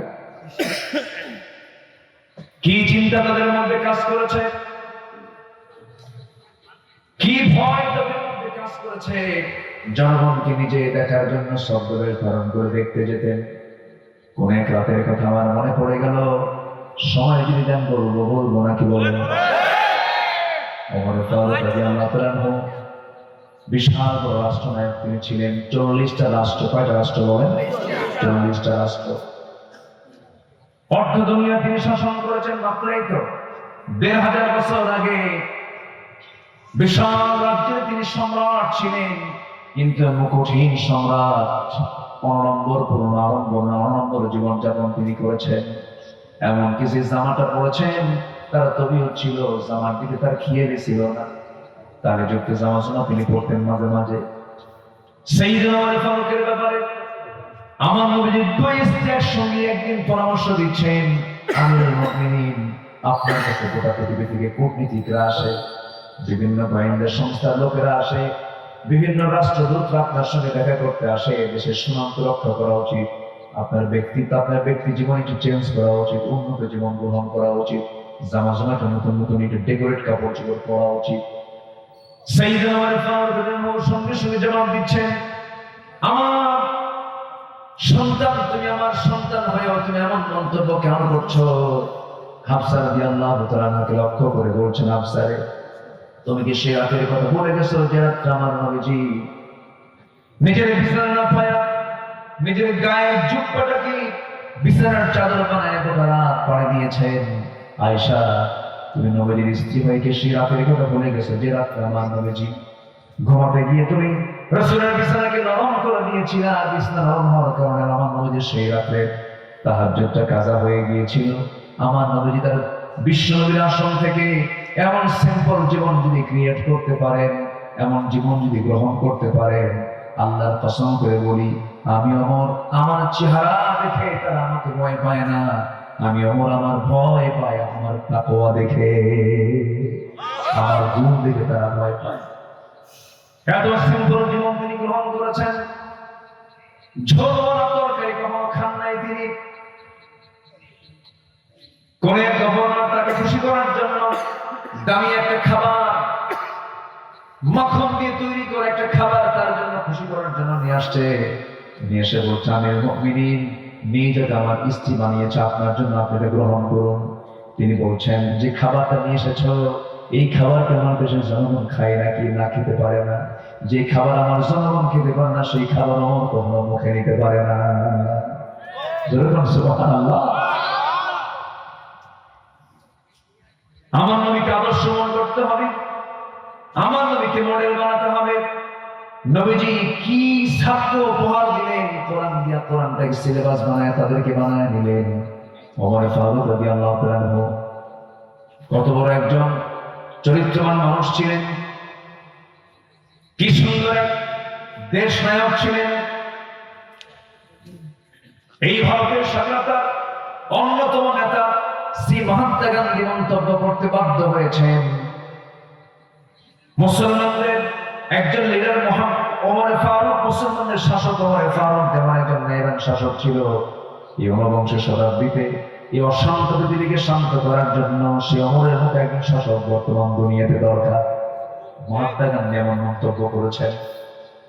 আমার ভাইরা, অর্ধ দুনিয়ার তিনি শাসক, কোন প্রলোভন লাগতো না, কোন লোভ নিয়ে তিনি চলতেন না, সিম্পল একা একা চলতেন। কারণ তিনি ভাবতেন আমার শত্রু বলতে কেউ নাই, আমার সাহায্যকারীকে, আস্তে বলুন সাহায্যকারীকে, আমার সাহায্যকারী আল্লাহ। রাতের আধারে একা একা চলতেন। কোন এক রাতের আধারে তিনি একা একা চলতে লাগলেন, প্রতিবেশীর ঘরের সামনে গিয়ে দাঁড়ালেন। প্রতিবেশীর ঘরের সামনে গিয়ে দাঁড়িয়ে দেখেন ভিতর থেকে বাচ্চা কয়েকটার কান্নার আওয়াজ। সামনে দাঁড়িয়ে বলছেন এই বাড়িতে কোনো মানুষ নাই নাকি, বাচ্চাগুলো কান্দে, মা কি নাই, মা কি তাকে থামাতে পারে না। সামনে মহিলা বোরকা করে দাঁড়ায় বলছে সন্তানের কান্না থামাও কেমনে, বাড়িতে কোনো খাবার নাই, স্বামী আমার মারা গেছে, আমি বিধবা মানুষ। ওমর ফারুক নিজেকে আশাই অনেক মনে করলেন, নিজেই খাদ্য গোদামে গেলেন। খাদ্য গোদামের ম্যানেজার থেকে এন্ট্রি করে নিয়ে এক বস্তা আটা তিনি কাউকে দায়িত্ব না দিয়ে নিজের পিঠে বহন করলেন। ম্যানেজার বলছে আমিরুল মুমিনিন, আপনি আমাকে পৌঁছায় দেন, আমি দায়িত্ব নিয়ে এটা পৌঁছায় দিচ্ছি। ওমর ফারুক বলছেন কিয়ামতের দিন আমার আমল নামা তোর পিঠে যাবে না রে। আটার বস্তা নিজের পিঠে বহন করে সোজা চলে গেছেন। ওই বিধবার সামনে গিয়ে দাঁড়িয়ে বলছে ও বিধবা, আটার বস্তা দিয়ে গেলাম, আবার যখন ফিরে যাবে আমাকে খবর দেবে, অমর নিজ দায়িত্ব আমার একা তোমার বাড়িতে পৌঁছায় দেবে। আবার চললেন, সামনের দিকে রওনা দিলেন। এক বাড়িতে গভীর রাত, বাড়ির সামনে দাঁড়ালেন, ভিতর থেকে চিৎকার করে কান্নার আওয়াজ, বারবার চিৎকার করে কান্নাকাটি করতেছে। মহিলা মানুষের আওয়াজ শুনলেন, বললেন কে কান্দে, কি জন্য কান্দে? ডেলিভারি ফাংশন, পেটে বাচ্চা, ডেলিভারি হচ্ছে না, নার্সের অভাব, আশেপাশে কোনো নার্স নাই, সেবিকা নাই, কি করা যায়? এত গভীর রাত্রে তিনি কাকে ডাক দিলেন, সোজা বাড়িতে আসলেন। বউটার হাত ধরে বলছেন গো আমার, আল্লাহর কসম করে বলি আমরা শাসক নেই, আমরা হলাম খাদেম। আমরা কি? আমরা খাদেম, আমরা খেদমতের জন্য আসছি। আমার স্ত্রী এখন আমার সঙ্গে তোমাকে যেতে হবে। স্ত্রীকে সঙ্গী করে নিয়ে রওনা দিলেন। সামনে চলতে চলতে ওই বাড়িটা পেয়ে গেলেন। ওই বাড়ির সামনে দাঁড়িয়ে বলছি স্ত্রী, আল্লাহর কসম করে বলি ভিতরে একজন মহিলা, ডেলিভারির যন্ত্রণা হচ্ছে, সন্তান ডেলিভারি হচ্ছে না, ধাত্রী নাই, নার্স নাই।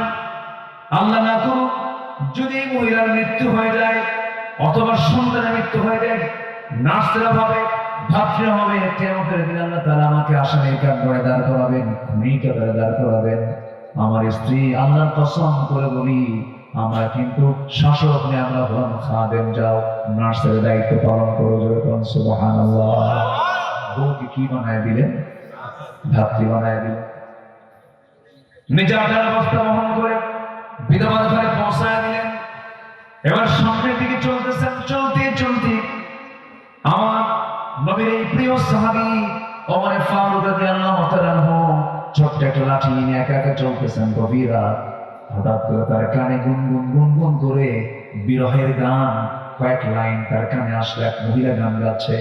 ওমর ফারুক মনে মনে চিন্তা করছেন এই গভীর রাতে ইসলামী জনপদে তাহাজ্জুদ নামাজ না পড়ে, কোরআন তেলাওয়াত না করে গুনগুন করে বিরহের গান গায়, পুরুষকে পাওয়ার জন্য কোন মহিলা গান গাচ্ছে, এমন সাহসটা কার? তিনি আগে চিহ্নিত করলেন কোন ঘর থেকে আওয়াজটা আসে, ঘরকে চিহ্নিত করে ফেললেন, শনাক্ত করলেন। ওই ঘরের দরজার সামনে গিয়ে আওয়াজ দিলেন, কোন মহিলা গান গাচ্ছে, দরজা খোলো। গান বন্ধ হয়ে গেছে, দরজা খোলে না। ওমর ফারুক মনে মনে চিন্তা করছেন অবশ্যই আসামি বের করা দরকার। ঘরটা ছিল খেজুর পাতার বানানো বেড়ার ঘর। পিছন দিকে চলে গেলেন, টান মারলেন, বেড়া ভেঙে গেল। সামনে দিয়ে দাঁড়ালেন, ভিতরে দাঁড়ালেন, দাঁড়িয়ে দেখেন সামনে প্রদীপ একটা জ্বালানো, একজন মহিলা দাঁড়িয়ে আছে, মাথায় কাপড় মোড়ানো, পর্দার পরিবেশ রক্ষা করে সে দাঁড়িয়ে আছে। ওমর ফারুক বলছেন, মহিলা এমন করে গভীর রাত্রিতে তাহাজ্জুদ নামাজ না পড়ে গুনগুন করে গান গাও কেন? এই অধিকার তোমাকে কে দিয়েছে? এটা তো ইসলামী রাষ্ট্র, এটা ইসলামী জনপদ। মহিলা এবার সাহসিকতা নিয়ে বলতেছে, আপনার পরিচয় থেকে আমি চিনি না, আপনাকে আমি আপনাকে জানি না, চিনি না, তবে আমি গান গেয়েছি, এটা আমার জন্য একটা অপরাধ হতে পারে, কিন্তু আপনি আমার ঘরের মধ্যে ঢুকে একটা, দুইটা, তিনটা নয়, পরপর চারটা বড় বড় দোষ করেছেন, আমি আপনাকে ছাড়বো না। সাইয়েদনা ওমর ফারুক নিজের পরিচয় গোপন করলেন, গোপন করে বলছেন, কি কি দোষ করেছে আমাকে একটা একটা করে বলো। এবার বলতেছে, নাম্বার 1 দোষ হলো আপনি যখন ঘরের মধ্যে ঢুকবেন সালাম দিয়েছেন নাকি না, অনুমতি পেয়েছেন নাকি না, সালাম দিলেন না, অনুমতিও পেলেন না। লা তাদখুলু বুয়ুতান গায়রা বুয়ুতিকুম হাত্তা তাস্তানিসু ওয়া তুসাল্লিমু আলা আহলিহা। সালাম না দিয়ে ঢোকা যাবে না, অনুমতি না নিয়ে ঢোকা যাবে না। এমনকি নিজের বাড়িতে যখন আমি দূর দেশ থেকে যখন বাড়িতে যাবো, আগে ইনফর্ম করতে হবে স্ত্রী আমি আসতেছি বাড়িতে। অনেকে সোরের মতো আসে, আসে না, এরকম আসে না, আসে না। যদি কোনো ব্যক্তি অন্য কোনো বাড়ির জানালায় গিয়ে যদি উঁকি মারে গোসল করেছেন, তার চোখটা কানা করে দাও, তার চোখটা কানা করে দাও, এটা প্রাইভেসি এবং এটা হারাম কাজ। ওমর ফারুককে লক্ষ্য করে বলা হলো, সালাম দিলেন না, অনুমতি নিলেন না, আমার ঘরের বেড়াটা ভাঙলেন, আমার স্বামী নাই, আমার সম্পদ নষ্ট করলেন। নাম্বার 4 হলো আপনি একজন পরপুরুষ, আমি একজন পরনারী, আপনি আমার ঘরের মধ্যে ঢুকে আমার পর্দার একটু হলো খেলাফ করলেন। এই 4টে ভুলের জন্য আমি আপনাকে ছাড়বো না। ওমর ফারুক বলছেন, কি করবো কও? সকালবেলা হবে, তোমাকে ধরে নিয়ে আমরা পার্লামেন্টে চলে যাবো, তোমার বিরুদ্ধে আমি মানহানি মামলা দায়ের করবো। কার সামনে কও? কার সামনে বলতেছে? কার সামনে বলতেছে? মহিলা তো জানে না যে এটা কে, এ তো মহিলার চেনা। সাইয়েদনা ওমর ফারুক এবার বলছেন, ও মহিলা, যে ওমরের নামটা তুমি মুখে উচ্চারণ করতেছ, আমার জানা মতে, আমি যতটুকু জানি, ওমর লোকটা তেমন একটা ভালো না। আচ্ছা, নিজের কথা কি ভালো বলা যায়? আচ্ছা, ভালো বলা যায়? এই কথা বলার সঙ্গে সঙ্গে মহিলা খেপে গিয়ে বলতেছে, কার বিরুদ্ধে তুমি কথা বলো? দোষ তো আরেকটা, জোর হলো দোষ আরেকটা। এবার মহিলা জবাব দিচ্ছে, সাক্ষী দিচ্ছে, আমার বিশ্বাস এই আকাশের নিচে, জমিনের উপরে, গোটা পৃথিবীর ভিতরে আল্লাহ সবচেয়ে পছন্দের একজন বান্দা থাকে, তার নাম হচ্ছে ওমর। ওমর ফারুক চোখের পানি ফেলতে ফেলতে আল্লাহকে সাক্ষী রেখে বলছেন, আল্লাহ, এই বান্দার দোয়া তুমি আল্লাহ কবুল করে না। তারা জনগণের কাছ থেকে রায় নিয়েছেন, জোর কইরা না দিল থেকে? জোর করে না দিল থেকে? আর আমার দেশে 16 বছর হলো অস্ত্র দেখায় না, ঠিক কিনা? সাইয়েদনা ওমর ফারুক রাদিয়াল্লাহু তাআলা এবার মহিলাকে লক্ষ্য করে বলছেন, মহিলা, তুমি কি সত্যি মামলা দিবা? কেন মামলা দেবো না? আলোচনা শুনবেন? আগ্রহ আছে? কিন্তু এই মহিলা তো জানো না যে এই লোকটা হলো শাসকের শাসক, এই লোকটা হলো প্রশাসক, তার ঢুকতে কোনো অনুমতি। আচ্ছা, চোর ধরতে কি পুলিশের অনুমতি লাগে? এই চোর আসতেছে, কি চোর ধরো, চোর সম্মানিত ভাই, অনেক কথাই তো ছিল, অনেক কথা রয়ে গেছে। আমাকে সময় দিচ্ছেন তো নাকি? করে দিলাম কিনা জানি না, কাজ ছিল সবারই। আমিও চলে যাব, অনেক দূর কষ্ট করে আসছি, আমি যেন যেতে পারি। আমি স্বপ্ন ভাবেই যে আজকে মাহফিল এখানে বাস্তবায়ন হবে। এত বৃষ্টি, গোটা রাস্তায় বৃষ্টি পাইছে, প্রচুর বৃষ্টি হয়েছে, এখানেও হয়েছে, কিন্তু আল্লাহ তাআলা এই টাইমটা কোরআন শোনার জন্য একটু আমাদেরকে অবকাশ দিয়েছে। আকাশে কিন্তু মেঘ আছে, আকাশে মেঘ মজুদ আছে। আল্লাহর যে সংসার, আল্লাহর যে পরিকল্পনা, সেই জায়গায় কি ভুল ধরার মতো যোগ্যতা আমাদের আছে? সব জানেন কে বলেন তো? যখন বৃষ্টি তখন বৃষ্টি দেন, যখন বৃষ্টি দরকার নেই তখন বৃষ্টি দেন না। এই নিয়ে আমাদের কোনো ক্লেম আছে, অভিযোগ আছে? সব পরিকল্পনা কার? একটু সম্মান ভাই। তাহলে একটা বিষয় ক্লিয়ার, রাসূলকে মানলে আমরা চরিত্রবান হব, রাসূলের আদর্শকে মানলে আমরা পৃথিবীর সেরা আদর্শ আমাদের ভিতরে কাজ করবে, ঠিক কিনা বলেন? যেমন করে আদর্শ লালন করে অমর হয়ে গেছেন জগৎ ধন্য আবু বকর হয়ে গেছেন জগৎধন্য, সাইয়েদনা আলী হয়ে গেছেন জগৎধন্য, ওসমান সিন নূরাইন রাদিয়াল্লাহু আনহু তারা হয়েছেন জগৎধন্য। আমরা এমন আদর্শ লালন করবো, জোরে বলি ইনশাআল্লাহ। সম্মানিত ভাই, আমার নবীজির জীবনে যত আদর্শ ছিল, এই আদর্শ থেকে, তার জীবন থেকে মুমিনদের জন্য অনুকরণীয় 15টা আদর্শ আছে। এই 15টা আদর্শ যদি আপনারা সময় দেন, আমি এক কথায় খুব শর্ট করে আমি বলে দিতে চাই আজকের এই ময়দানে। সত্যি রাজি আছেন? এখন বলেন, নুরু ওয়াজ কি শুরু না শেষ? শুরু হয়ে গেল। এই ছোট কথা কি বলছে? আলহামদুলিল্লাহ, ভালো। ছোট ছোট কিছু বাচ্চা আছে, দেখবেন এদের বয়স যদিও 7 বছর, কিন্তু বুদ্ধি 60 বছর থাকে না, কিছু তো খুব পাকা থাকে। আল্লাহ তুমি এই ছোট্ট ছেলেটাকে দিনের জন্য কবুল করো, যদি বলি আমি। সম্মানিত ভাই, বাচ্চা আছে যেখানে, শিশুরা আছে যেখানে, রহমত আছে। আমার নবীজির বৈঠকে বাচ্চারা থাকতো, এমনকি নবীজির বৈঠকে রাসূল কোলের মধ্যে নাতি হুসাইনকে নিয়ে গল্প করতো, যদি বলি সুবহানাল্লাহ। মসজিদে মুসল্লির পাশাপাশি মুসল্লির সন্তানরাও থাকবে। বাপ আছে যেখানে, সন্তান আছে সেখানে, মসজিদ থাকবে, যত বাপ থাকবে তত সন্তান থাকবে। কিন্তু দুঃখজনক আমার দেশে মসজিদগুলোতে শুধু বাপ যায়, বাচ্চাগুলো যায় না। কিছু বুড়া মুরব্বী আছে, বুড়া চাচা আছে, ডিস্টার্ব করে, চোখ এরকম বড়, মানে গরুর মতো আছে না, এরকম আছে না? বাচ্চা কিছু ঢুকলে ধমকা দেয়, আছে না, এরকম আছে না? শিশুদেরকে যারা ধমক মারবে মসজিদে, ওরা গুনাহগার। কোন শিশু মসজিদে আসবে বাধা দেওয়া যাবে? ওরা আসবে, ওরা খেলবে, ওরা হাসবে, ওরা আনন্দ করবে, ওরা দৌড়াদৌড়ি করবে, কোনো গুনাহ হবে না। ওদের মসজিদে আসতে কোনো বাধা নাই। ওদেরকে মসজিদে আসতে দিবেন না, ওরা ওই মুঠু পাটলো দেখবে, কি ইন্ডিয়ান ফিল্ম গুলো দেখবে, গেমস গুলো দেখবে, শৃঙ্খলা শিখবে, অভদ্র হবে। নামাজ যে ছোট্টবেলা থেকে শিখতে পারবে, তার চাইতে সুশৃঙ্খল শিক্ষা পৃথিবীর কোথাও শিখতে পারবে। নেতা কেমনে দাঁড়িয়ে যায়, নেতাকে কেমনে ফলো করতে হয়, কেমনে রুকু করতে হয়, কেমনে সেজদা দিতে হয়, মুয়াজ্জিন কয়টা আযান দেয়, সময়ের জ্ঞান, আদর্শিক জ্ঞান, সব জ্ঞান নামাজের মধ্যে আছে না নাই? সন্তানকে মসজিদে পাঠায় দিল, ইনশাআল্লাহ, জোরে বলি ইনশাআল্লাহ। নিজে যান না যান, সন্তানকে দিয়ে দিন, আপনার যাওয়ার দরকার নেই, নাকি নিজেরও যাওয়ার দরকার আছে? আছে না নাই? নামাজ পড়বো কয় ওয়াক্ত বলেন তো? 5 ওয়াক্ত নামাজ আমরা পড়বো, জোরে বলি ইনশাআল্লাহ। আমার নবীজি বসে আছেন মসজিদ নববীর ভিতরে, হোসেন বসা, বাবে জিবরাইল আলাইহিস সালাম ওহিনী আসতেছে। রাসূল বললেন না যে হোসেন তুমি চলে যাও, কোলের মধ্যে নিয়ে তিনি গল্প শুরু করেছেন। আম্মা যারা আয়েশা মাঝে মাঝে বলতেন যে আমার কাছে মনে হয় মাঝে মাঝে আমার চাইতে রাসূল হোসেনকে বেশি টাইম দিয়েছেন। আল্লাহু আকবার। বাচ্চাগুলোকে কখনো ধমক দিবেন না, বাচ্চাগুলোর প্রশ্নগুলো বেশি করে শুনবেন, ধৈর্য ধরে উত্তর দিবেন। বাচ্চাদের প্রশ্ন কম হয় না বেশি হয়? বেশি হয়। একটা জিনিস কিনে নিয়ে গেছে, ওটাকে খুলে শেষ করে বলতে, বাবা এটা খুললাম, ঠিক করো। কথা বোঝেন নাই? থাপ্পড় মারা যাবে, ধমক দেওয়া যাবে, ওদের মধ্যে কৌতূহল বেশি, জানার আগ্রহটা বেশি কাজ করে। আমার নবীজি একদিন মসজিদে নববীর মধ্যে বসা, গুরুত্বপূর্ণ বয়ান দিচ্ছেন, দরজায় দাঁড়ায় রাখছেন এক সাহাবীকে, কারণ ওই সময় ইহুদিদের শত্রুতা ছিল কি ছিল না? আমার নবীর মদিনার চতুর্পাশে কিন্তু কোন নাজির, কোন কুরাইজা সহ বহু ইহুদির বসবাস ছিল। ইহুদির বাচ্চারা এখন ইসরায়েলে বসবাস করে ফিলিস্তিনকে রক্তাক্ত করছে। ইহুদির বাচ্চারা ছিল, এখন আছে না নাই?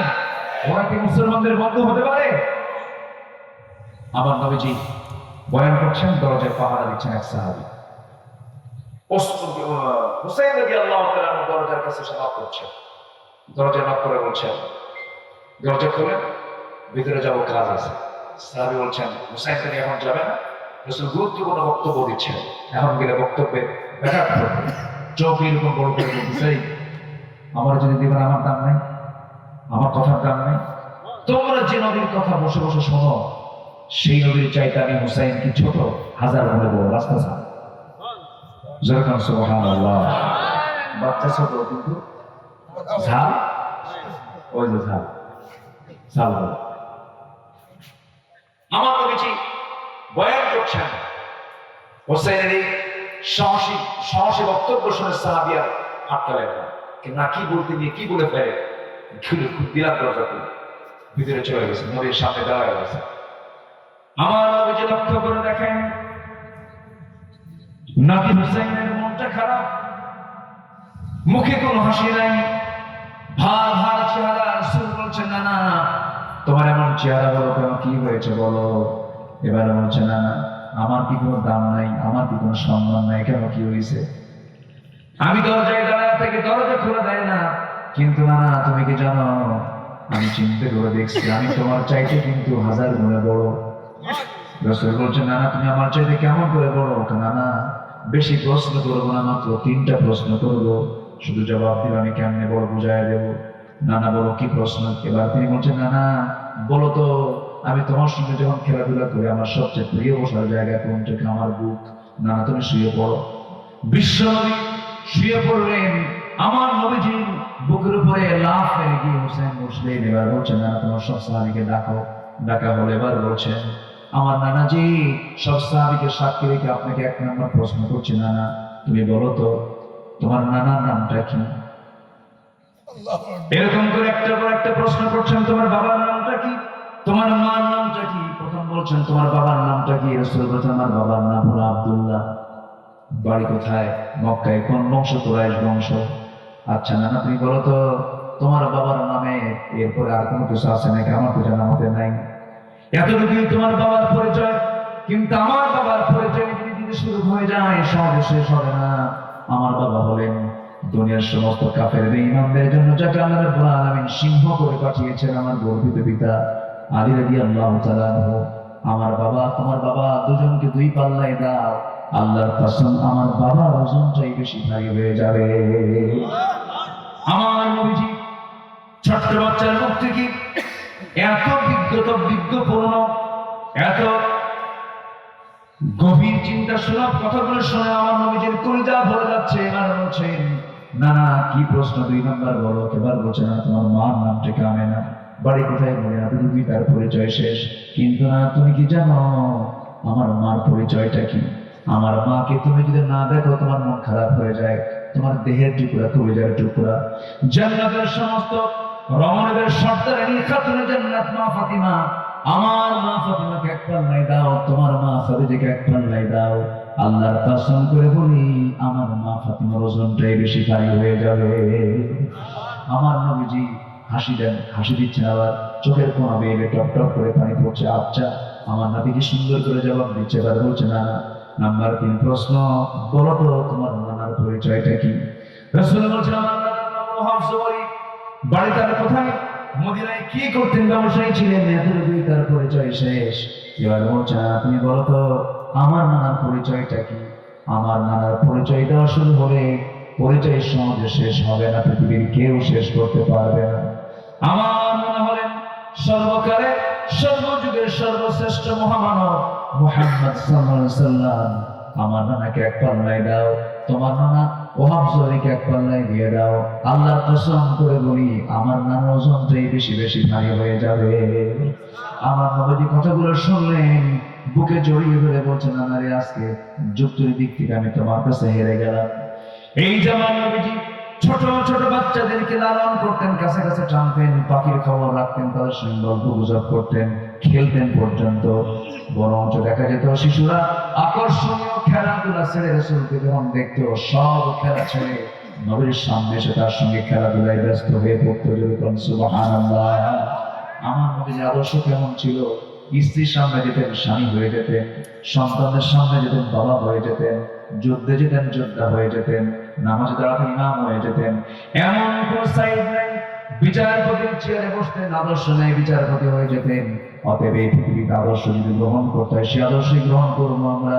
যে রাসূল বলেছেন সাহাবীরা দিনের বেলা আমি যা করি সব বলে দাও, ও আমার স্ত্রীরা রাত্রিবেলা যা করি তা তোমরা সব বলে দাও। আমার ভিতর বাহির 24 ঘন্টার জামল সব ওপেন করে দাও। সেই নেতৃত্ব আমাদের মানা দরকার। আসুন না রাসূলকে আমাদের জীবনের সকল জায়গায় মেনে নিন। আল্লাহ কবুল করুন। জোরে বলি আমিন। আরো জোরে আমিন। নবীর জীবন থেকে মুমিনদের জন্য অনুকরণীয় আদর্শ হলো 15টা। কয়টা বলো? একটাও কি বলছে? কিন্তু আমি তো কষ্ট দিচ্ছি আপনাদের। আলোচনা চলুক, হুজুর বলুক,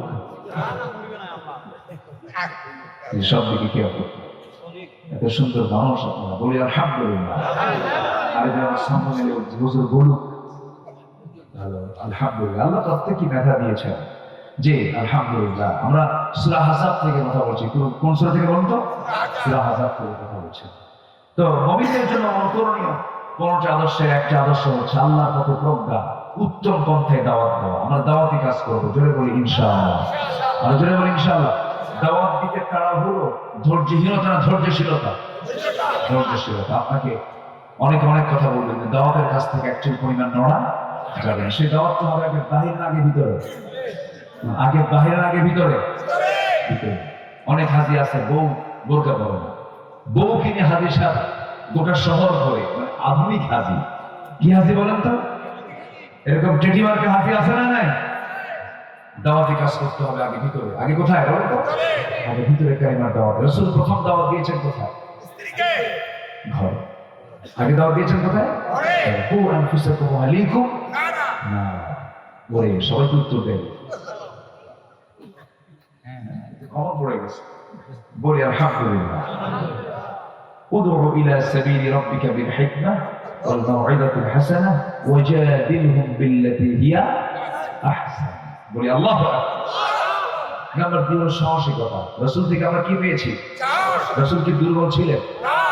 হিজরতের রাতে যখন তিনি হিজরত করতেছিলেন, গুহার মধ্যে, গুহার সামনে দাঁড়ায় আছে শত্রু বাহিনী। সাথী আবু বকর সিদ্দিক রাদিয়াল্লাহু আনহু কিন্তু থরথর করে কাঁপতেছেন আর কাঁপতেছেন। রাসূল বলছেন, কাঁদো কেন? কেন কাঁদো? ওই যে শত্রু দাঁড়ায় আছে।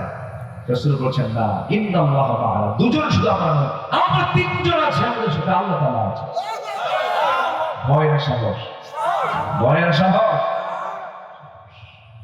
এই পৃথিবীর বিজয় আনতে হলে সাহস দরকার। কি দরকার? মরবো কয়বার? বলেন, মরবো কয়বার? পুরুষ হইয়া না সাহসী হয়ে? সাহসী হয়ে দোয়া করবো, রব্বানা আফরিগ আলাইনা সাবরা ওয়া সাব্বিত আকদামানা। আল্লাহু আকবার। নাম্বার 3 হলো ধৈর্য ধারণ করা। ধৈর্য আছে যার, বিজয় আছে তার। ধৈর্য আছে যার, সংসার আছে তার। যেমন সংসার জীবনে ধৈর্য দরকার, ব্যবসা করতে গেলেও ধৈর্য দরকার, নেতৃত্ব দিতে গেলেও ধৈর্য দরকার। দেখবেন চেয়ারম্যান কত গাড়ি খায়, যদি চেয়ারম্যান গাড়িগুলো মাথায় নেয়, চেয়ারম্যান করা সহজ না কঠিন? কঠিন ব্যাপার। ব্যবসা করতে গেলে বহু ধৈর্যের প্রয়োজন হয়ে যায়, পরিবারে চালাতেও ধৈর্যের প্রয়োজন হয়। বউয়ের সঙ্গে স্বামী, এই সংসার জীবনে সব মিলকে হয় নাকি বলেন? ধৈর্যের দরকার আছে না নাই বলেন? স্বামী স্ত্রীর মধ্যে দ্বন্দ্ব লাগলে পরে সবচেয়ে বেশি ধৈর্য ধরবে কে? স্বামী না স্ত্রী? কিচ্ছু করো না, নিজের দায়িত্ব নেবো না। ভালো করে বলেন। এই থেকে ওর লাইনে আসছে। বলেন বলেন, স্বামী স্ত্রীর মধ্যে দ্বন্দ্ব লেগেছে, এখানে সবচেয়ে ধৈর্যের প্রয়োজন হবে কার? যার স্বামী নাই, যার বয়ফ্রেন্ড আছে, সেখানে কি করবে? বয়ফ্রেন্ড গার্লফ্রেন্ড কি আছে ইসলামে? আসতে বলবেন না? আছে আছে আছে। লিভ টুগেদার করছে, আকাম কুকাম গুলো করতেছে, এগুলোর পেছনে অবশ্যই প্রশাসন দরকার আছে না? সম্মান তো হয়, ধৈর্যের প্রয়োজন দিতে হবে। রাগ রেগে যাবেন তো হয়ে যাবে। দুবাই থেকে স্বামী, বউ থাকে দেশে, ওখান থেকে ভিডিও করে হুমকি মারে, সমান বেশি কিছু বলে কিন্তু তালাক দিয়ে দেবো। আছে কিন্তু দুবাই, আছে কোথায় বলে? দুবাই থেকে হুমকি মারে, রাগের ঠেলায় ভিডিও করে, শেষ পর্যন্ত তালাক দিয়া আমাদের কাছে এসে বলে, হুজুর কাম তো সারছি, তালাক দিছে কেমনে? 100 তালাক দিছে। কত তালাক দিছে? তালাক কি 100 হয়? তালাকের সিস্টেম ইসলামে আছে না? না। কোরআনে কয়টা সূরা আছে? 114টা। কোরআনে কয়টা সূরা? 114 সূরার একটা সূরা হলো সূরাতুত তালাক। সূরাতুত তালাক। তালাকটা কত গুরুত্বপূর্ণ যে একটা সূরার নামকরণ করা হয়েছে তালাক। আর সেই তালাকের সিস্টেম না বুঝে না জেনে মেরে দিল দুবাই থেকে সেঞ্চুরি মেরে দিল। হুজুর কাম তো সারছে, এখন হুজুর ফিরানোর কি কোনো উপায় আছে? দেখছেন ফিরানোর কোনো উপায় আছে? তাহলে এই জায়গায় কি ধৈর্যের দরকার ছিল কি ছিল না? বলেন, ধৈর্যের দরকার ছিল। হুজুর তালাক তো দিছি, শাশুড়ির সাথে তালাক দিয়েছে, যেরকম নাউজুবিল্লাহ, শাশুড়ি তালাক। এই সমস্ত অপকর্ম থেকে আল্লাহ তাআলা আমাদেরকে হেফাজত করুন। জোরে বলে আল্লাহু আকবার। অসংখ্য পরিবার আছে জেনার পরিবার, স্বামী স্ত্রী পরিচয় দিয়ে তারা সংসার করছে, কিন্তু এই মুখে তালাক এনে বারবার তালাক দিয়ে শুধুমাত্র জেনার সংসার তারা বাস্তবায়ন করছে। আছে কিনা বলবেন? এগুলো করা যাবে না। আল্লাহ তাআলা আমাদের ধৈর্য ধরার তৌফিক দান করুন। আমিন। জয় বলে আমিন। আমিন। সুমহান চরিত্র একমাত্র একজনের, তিনি হচ্ছেন মুহাম্মদ সাল্লাল্লাহু আলাইহি ওয়াসাল্লাম। নাম্বার 5 হলো পরিবারের প্রতি দায়িত্বশীল আমার রাসূল ছিলেন। বউয়ের হক আদায় করেছেন, মেয়ের হক আদায়, মেয়েকে বিয়ে দিয়েছেন। অনেক বাবা আছে মেয়েকে বিয়ে দিয়া মেয়েরা খুব খবর রাখে না, এরকম বাবা জান নাই। কিন্তু আমার নবী যে মেয়েকে বিয়ে দিয়ে 3 দিন যেত না ফাতিমাকে না দেখলে আমার রাসূলের আল্লাহু আকবার। কিছু বাবা আছে মেয়েদের কোনো খবর, বরং যে খবর তো রাখি না, সম্পত্তি যা আছে ছেলের নামে লিখে দেয়। হারাম বাবা, এগুলো হারামি বাবা আছে না নাই? মেয়েদেরকে বঞ্চিত করে সম্পদ থেকে, এগুলো হচ্ছে অকৃতজ্ঞ, এগুলো হচ্ছে নরাধম। এই সমস্ত আদর্শ পিতারা হতে পারে। পরিবারের প্রতি দায়িত্বশীল মানে সকল সম্পদ সমানভাবে সকল সন্তানের সঙ্গে বন্টন করা হলো একটা আদর্শ পিতার দায়িত্ব, ঠিক কিনা বলে? আচ্ছা, আমানতদারিতা ন্যায় বিচার করেছেন মুহাম্মদ সাল্লাল্লাহু আলাইহি ওয়াসাল্লাম। নাম্বার 7 হলো এটির নিকট আত্মীয় প্রতিবেশীদের প্রতি আচরণ করেছেন সুন্দর। অনেক আয়াত ছিল, রেফারেন্স ছিল, সময় দেন, সময়ের অভাবে আমি বলতে পারছি না। নাম্বার 8 হলো আল্লাহর বিধানের প্রতি সক্রিয় আনুগত্য আমার নবীর জীবনের অনুকরণের আদর্শ। আল্লাহর জন্য দ্বীনের কাছে কঠিন পরিস্থিতি সবর করা, এটা আমার নবীর জীবন থেকে আমার শিক্ষা পেয়েছি। ঈমানের পথে অবিচল থাকা, ঈমান এনেছি, ঈমান আনা সহজ, টিকে থাকা কঠিন, টিকে থাকবো আমরা। জোরে বলি ইনশাআল্লাহ। জীবনের সকল থেকে ভরসা করবো কার উপরে? আসতে বলবেন না, কার উপরে? সবকিছুতে যে বান্দার তাওয়াক্কুল 16 আনা, তার বিজয়ের 16 আনা। আল্লাহু আকবার। কখন আল্লাহর প্রতি ভরসা আমরা এক মুহূর্তের মধ্যে ছেড়ে দেবো না, সবসময় ভরসা রাখবো কার উপর? আল্লাহ। তাওয়াক্কাল আলা আল্লাহ ওয়া কাফা বিল্লাহি ওয়াকিলা, তাই না? আসলে তো আয়াত আছে, এরপর ফাইদা আযামতা ফাতাওয়াক্কাল আলা আল্লাহ ইন্নাল্লাহা ইউহিব্বুল মুতাওয়াক্কিলিন।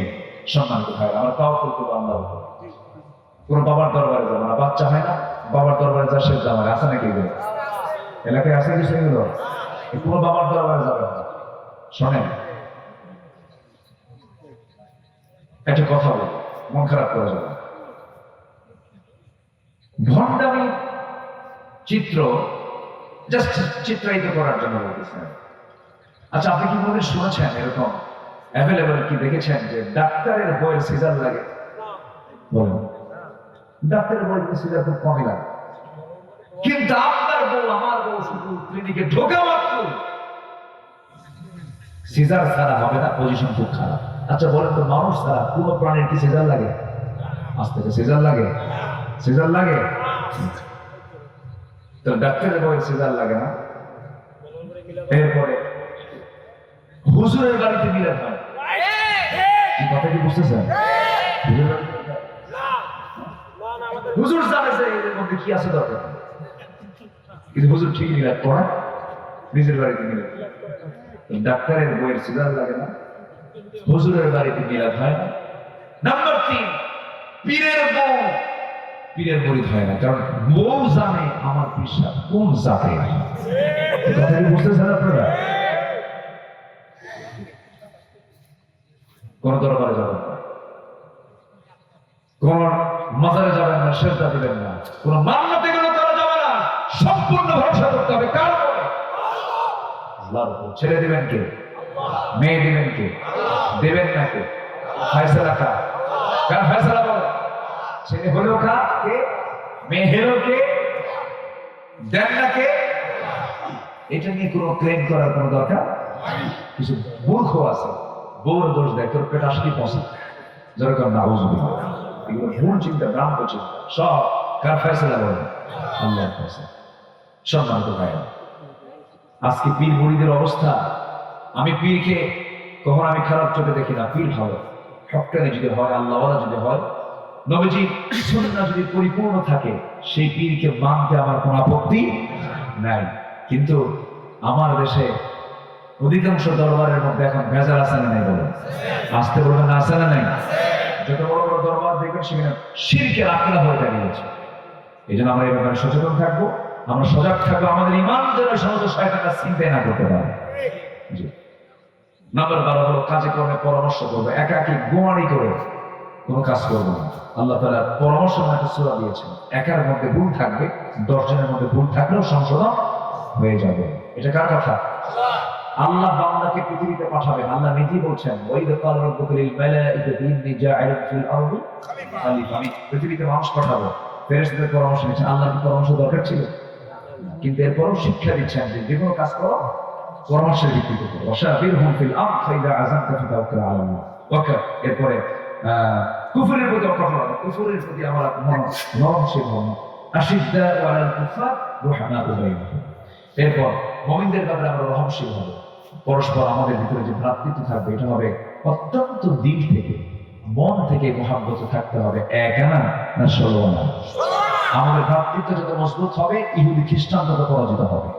আমাদের ভ্রাতৃত্ব যত মজবুত হবে, বাকি শক্তি সব পরাজিত হয়ে যাবে।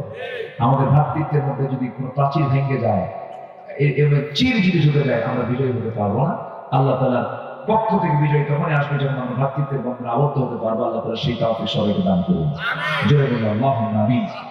ওমর ফারুকের কিছু কথা কিন্তু বাদ করে গেছে, মনে আছে আপনাদের? শুনবেন কথাগুলো? আচ্ছা, এই বছর না সামনে বছর?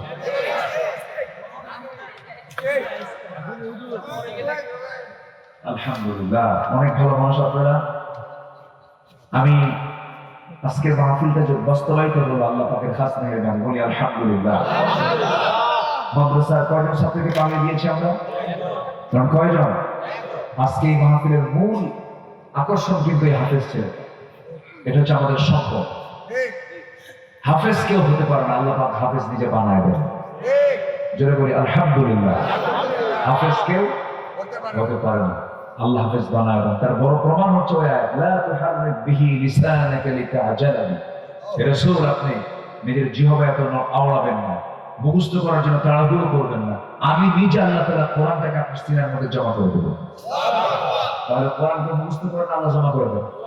আল্লাহ জমা করেন। যাদের সিনায় কোরআন জমা হয় তারা কি এমনি আম বান্দা না খাস বান্দা? বলেন, আম বান্দা না খাস বান্দা? হাফেজদেরকে সম্মান করব।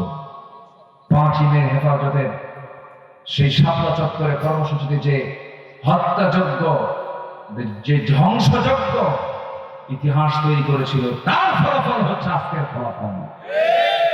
আলেমদের রক্ত বড় বিষাক্ত। এটা যা গায়ে লেগে যাবে সে জোরে করে সারখার হয়ে যাবে। সম্মানিত ভাইয়েরা, হাফেজ ছেলেদের দস্তারবন্দি হলো এই মাদ্রাসায়। সেই টিম, এখানে এই 3 ছাত্ররা কিছু পড়াশোনা করে। এই হফাজুল কোরআন যারা, কোরআনের যারা হাফেজ যারা, এদের আশেপাশে আমাদের একটু থাকার দরকার আছে না? বলেন তো। আচ্ছা, এই ফিলিং স্টেশনটা কার? আমাদের মালিককে আসছে কি? উনি মাদ্রাসার জন্য কিছু জায়গা দান করেছেন, বলি আলহামদুলিল্লাহ। 300 আর 600 মাদ্রাসার পক্ষ থেকে করা হয়েছে, বলি আলহামদুলিল্লাহ। একটু দোয়া করেন একটি অদূর ভবিষ্যতে যেন এমন একটা পরিবেশ তৈরি হয় আমার দেশে, মাদ্রাসা পরিচালনা করার জন্য জনগণ থেকে কোনো যেন টাকা না লাগে, গভর্নমেন্ট যেন টাকা ইনভেস্ট করে। এমন একটা দেশ, এমন একটা দিন যেন আসে, ধরে বলি ইনশাআল্লাহ। এই যে টাকা চাওয়া মাদ্রাসার জন্য, মসজিদের জন্য, এটা ইসলামকে হালকা করে, ঠিক আছে না? রাস্তায় বসে বসে যখন মসজিদের জন্য টাকা চায়, আমার কাছে মনে হয় এটা রাষ্ট্রের চরম ব্যর্থ। এই দায়িত্ব রাষ্ট্র দিতে হবে, ঠিক কিনা বলেন? 4.5 লক্ষ মসজিদের ইমামদের, স্টাফদের বেতন সরকারের নেওয়া উচিত, সম্মানজনক ভাতা দেওয়া উচিত। মাদ্রাসাগুলোর পরিচালনার ক্ষেত্রে, এগুলোর প্রতিষ্ঠানের ক্ষেত্রে 100% অংশগ্রহণ গভর্নমেন্টের হওয়া উচিত বলে আমি মনে করি। এখন আমার দেশ তো আবহমান খার ধরে চলে আসতেছে, আমার আপনার লাউ বাসা আর কুদু বাসার টাকা দিয়ে চলে। উপায় তো নাই, হাফেজ ছাত্রগুলো এতিমখানাগুলো চলে। আমি নিজেও একটা এতিমখানা আমি নিজে পরিচালনা করি। এটা যে কত একটা মানে বরকতের কাজ, তৃপ্তিরও কাজ, আবার কষ্ট হয়, কিন্তু কষ্ট হলো এর মধ্যে একটা আলাদা অতৃপ্তি, একটা অমৃত স্বাদ, একটা আলাদা মজা আছে না নাই বলে? যারা এগুলোর পেছনে মেহনত করেন, কাজ করেন, তারাই এর আসল মজাটা পাবেন। এবং এতিমের পাশে দাঁড়ানো মানে কি জানেন? রাসূল বলেছেন, যে এতিমের পাশে দাঁড়াবে আমি জান্নাতে তার সঙ্গে একসঙ্গে থাকবো। রাসূল নিজে বলেছেন এই দিনের পাশে যে দাঁড়াবে আমি রাসূল তার সঙ্গে জান্নাতে একসাথে জান্নাতে যাব। তো এর চেয়ে বড় কিছু আছে বলুন তো? আপনার 1 টাকা দিয়ে দিনের জন্য যায়, এই 1 টাকাও আপনার জন্য রাসূলের জান্নাতের আপনার সঙ্গে হতে পারে, আল্লাহ কবুল করতে পারে। তো আমি সবার কাছে উদাত্ত আহ্বান জানাবো, লোক আসছেন কম, কিন্তু বেশি লোকের হক আদায় করতে হবে। বেশি লোক আসলে যা হবে আপনার মাধ্যম দিয়ে যেন সেই মানে এতিমদের জন্য যেন সেই সোর্সটা যেন উৎসটা যেন এখান থেকে চলে আসে, আল্লাহ কবুল করুন। জয় বলি আল্লাহুম্মা আমিন। আমার পাশে একজন বসে আছেন, অনেক সম্মানী ব্যক্তি, আল্লাহ তাকে ইজ্জত দান করেছেন, পাশে আরো ভাই বসে আছেন। সবার কাছে একটু উদাত্ত আহ্বান থাকবে এই প্রতিষ্ঠানের দিকে একটু সুনজর রাখার জন্য। আল্লাহ তাআলা এই প্রতিষ্ঠানকে আল্লাহ কবুল করে নেন। জয় বলি আল্লাহুম্মা আমিন। কেউ কে আছেন এখানে লাখখানেক টাকা দেওয়ার মতো কেউ আছেন? 1 লক্ষ টাকা দিবেন এরকম কেউ কে আছেন? দিলটা খুলে একটু বলেন না। তার জন্য সাইয়েদনা আবু বকরের সাথে তার জন্য আল্লাহ তাআলা হাসর করায় দেন, আর তার সঙ্গে যেন জান্নাত জুটায় দেন। দানের দিক থেকে আবু বকর সেকেন্ড ছিলেন না ফার্স্ট ছিলেন?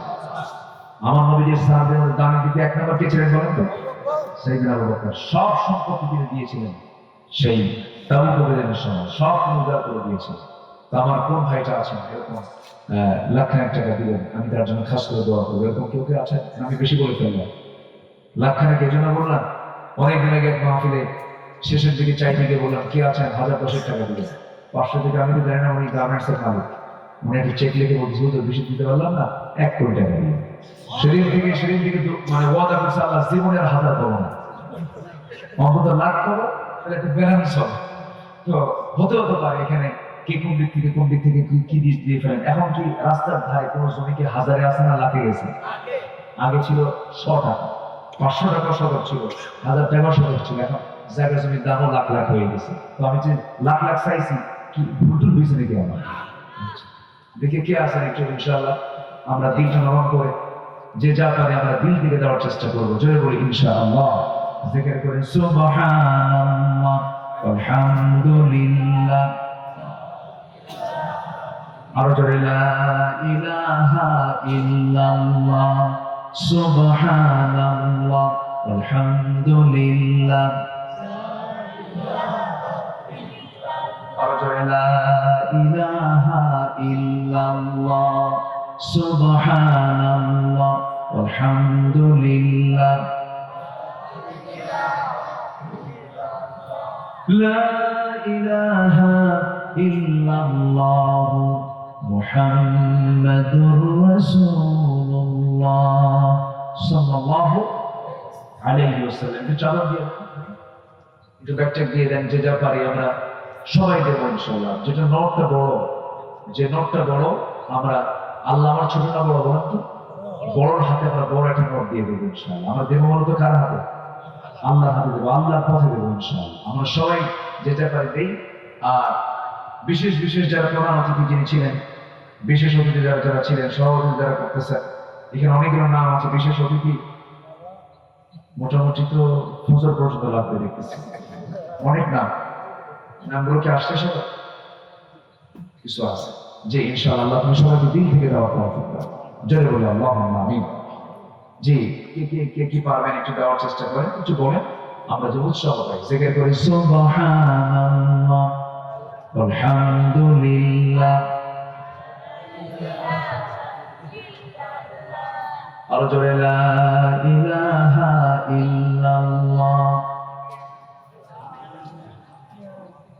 জি, আর যদি কেউ একটু ইট দিতে চান, যে আমি 1 ট্রাক ইট দিলাম, 1 ট্রাক বালু দিলাম, সিমেন্ট দিলাম, এরকম যদি কেউ থাকেন তাও দিতে পারবেন। যে নিয়ত করেন, কাজ চলছে, কাজ চলমান, আল্লাহ আপনি সবাইকে দিল থেকে দেওয়ার তৌফিক দাও। জোরে বলি আল্লাহুম্মা আমিন। জিকির করি আল্লাহ আল্লাহ আল্লাহ আল্লাহ, লা ইলাহা ইল্লাল্লাহ সুবহানাল্লাহ আলহামদুলিল্লাহ,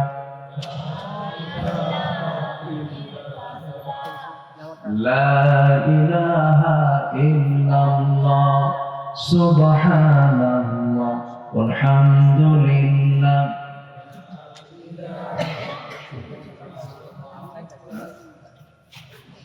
জি, আমার মাদের ভিতর থেকে মায়ের আসছে মাহফিলে, যে আমার মা যারা আসছেন বোন যারা আসছেন তারাও কম বেশি যে যা পারে আমরা সবাই দেওয়ার চেষ্টা করবো ইনশাআল্লাহ।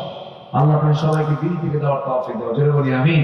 জিকির করে সুবহানাল্লাহ আলহামদুলিল্লাহ।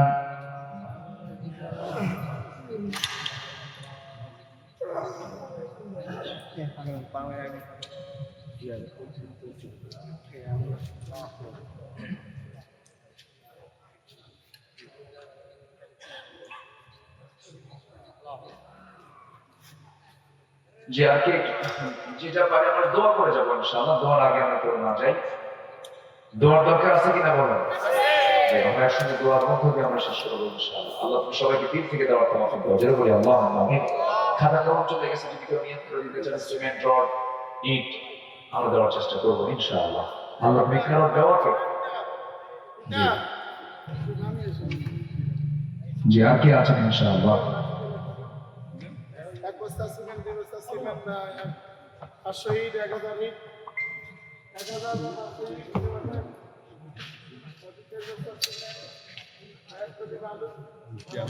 ক্যামেরাম্যান সব